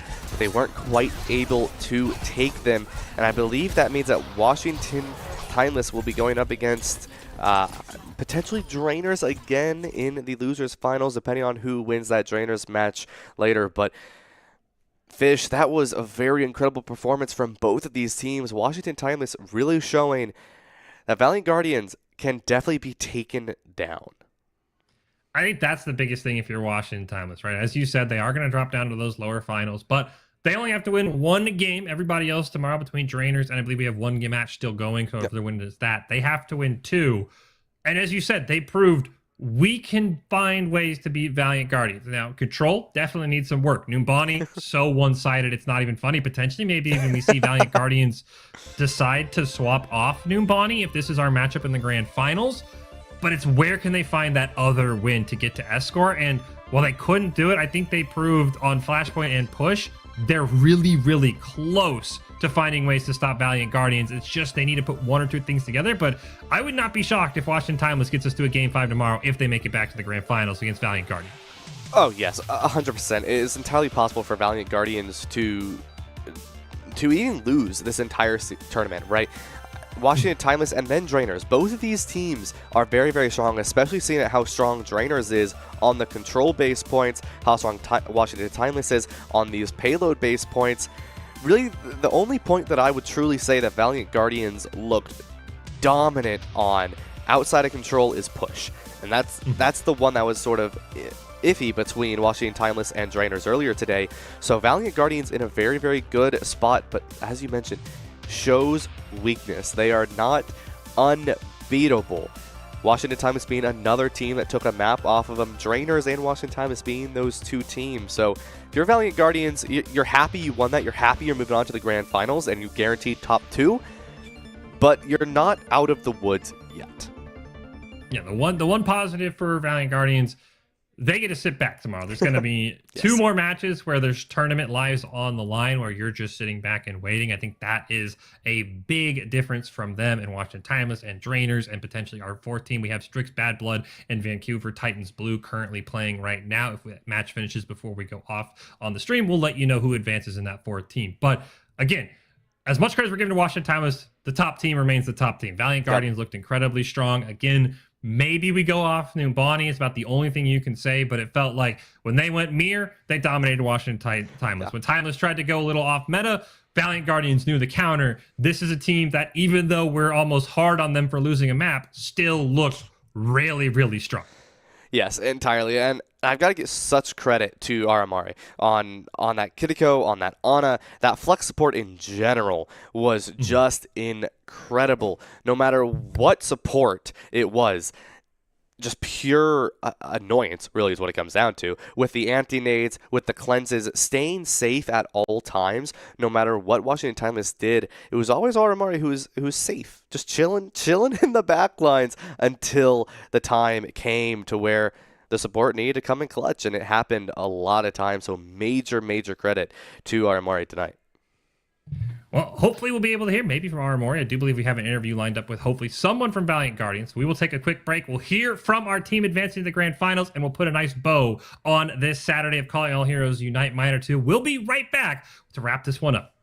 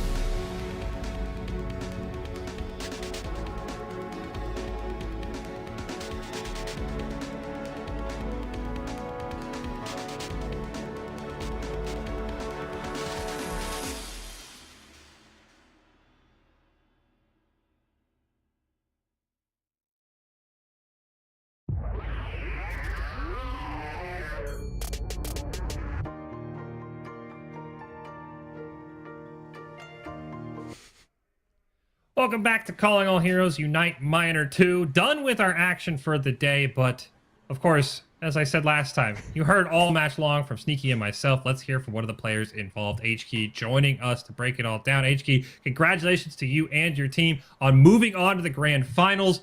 What are the emotions? What's it like right now knowing that you are one more series away from being champions of this minor number 2? Hi, thanks for having me. It's amazing. My team is just so wonderful. We have so much positive energy between us, so much happiness, and it's really just an amazing team to be on. I'm ecstatic that we're all going to be going to grand finals. I have had a lot of faith in the team from when we first created it, and I'm just really happy to be here. Also, pretty tired because I'm one of the shout comers on that team, so I'm a little out of gas. Hey, well, at least you guys are done for the day. But quickly, run me through what the Valiant Guardians were thinking about after the Numbani match. Because you guys only dropped one match during the Swiss stage. So coming into this one, losing one map to Washington Timeless, what was the thought process after the Numbani match thinking, we just lost this one? I'd say we were pretty calm because Numbani was also the map that we lost in the Swiss stage. And with how the match format is, it goes from King of the Hill to Hybrid and then Flashpoint and Push. And the thing about it is Hybrid and like Escort, they have a lot of room for, some people would say creativity, other people would say cheese. But for the other points where there's one single objective that you're both fighting over at the same time, it really allows us to play Junker Queen comp. And it's really just about how well you can win those team fights, how good your fundamentals are. And we knew we would shine there. We knew that's what our specialty was. So we were pretty confident. Fair and HK, I'll let you go, let you celebrate with your team after this. Is there any added pressure on the fact that your team's undefeated, that everyone knew coming out of the Swiss stage that there's one team to beat and it's Valiant Guardians? Has that added any pressure, or is the team basically just said, it doesn't matter what our Swiss record was, we're just going to take this one game at a time like you've done so far today? For me personally, that is something that I do get a little nervous about because before in one of the previous Calling All Heroes tournaments, I have also been first place in the Swiss stage and then ended up second place, in the finals. So that's something, it's a little scary, but I love my team so much. I trust them so much, and they're really they reassure me. They make me feel strong. So I'm confident now. Well, HK, congratulations to you and your team. You're in the grand finals. Get some rest, get prepared, and we cannot wait to see you hopefully not go from that first to second finish. Hopefully take it all the way home tomorrow. Congratulations. Thank you so much. Have a nice night. You as well. They're confident, but they know Sneaky. They know there's a target there. You look in that loss column, you see the 0, and you're like, I want to be the first team to hand that loss to Valiant Guardians, but they look so strong. But as we put a bow on all of our live games tonight, let's take a look at the brackets. Let's take a look at where we stand going into tomorrow. We started the day with 8 teams in our Calling All Heroes Unite Minor 2. Valiant Guardians quickly ran through everybody on their side of the bracket. Washington Timeless had an amazing series against Drainers that we were able to see, and now it is Valiant Guardians in the grand finals. But of course, it was double elimination. Everybody but Valiant Guardians got a chance at second life, and now let's see how that lower bracket has gone. You can see Drainers still alive, and Strix Bad Blood and Vancouver Titans Blue, they're heading to map 5, Sneaky. So when we come back tomorrow, only one of those teams will have still had a shot, and it will be very exciting because we've seen the top 3 teams. We've seen Drainer, we've seen Washington Timeless, and we've seen Valiant Guardians. We did not get a chance to see either Strix Bad Blood or Vancouver Titans Blue. So very excited to see how those lower semis and lower finals go, but 4 teams will stay alive after tonight is all said and done. But it's all said and done for us, Sneaky. Your final thoughts on our 2 series and what we should see going into tomorrow's grand finals and more. I think if this is any correlation of what we're going to see tomorrow, it's going to be competitive, and we're going all the way guaranteed. Fish, during the Swiss stage, you and I both were looking for a map 4. I'm looking for a map 6. I'm looking for a map 6 going into tomorrow's matches. See what we could get, with Molly, with Tiny Shiny, and with Nerdy on the desk tomorrow. Looking forward to seeing what happens. But I can guarantee what we will see is some more Junker Queen, without a doubt. I mean, it's... Yeah. The Battle Cattle is gone. We're going to see Junker Queen, and I think that's all we're going to really end up seeing tomorrow, which is perfectly fine. I cannot wait. Again, And no offense to Strix Bad Blood or Vancouver Titans Blue, we just simply didn't see you, so we cannot comment on what your teams look like. Yes. I'm not shocked if it's Drainers or Washington Timeless, at least from what we've seen today in those grand finals. And I'm not shocked if we get a game 5 or maybe a game 6, as you said, in those grand finals for one of those teams. Or maybe it is even Strix Bad Blood or Vancouver Blue Titans. This is, again, as you said, it feels like we're going to have a very competitive game. But that is all for us. As Sneaky said, Tiny Shiny and Nerdy will have the wrap up of this tournament tomorrow. Prize money, points, it's all going to be here. So make sure you come back same time as today as our Calling All Heroes Unite Minor 2 comes back with the grand finals, the lower finals, and so much more you don't want to miss. So that'll do it for my Sneaky and myself, Fish. Have a good evening, and we'll see everybody tomorrow.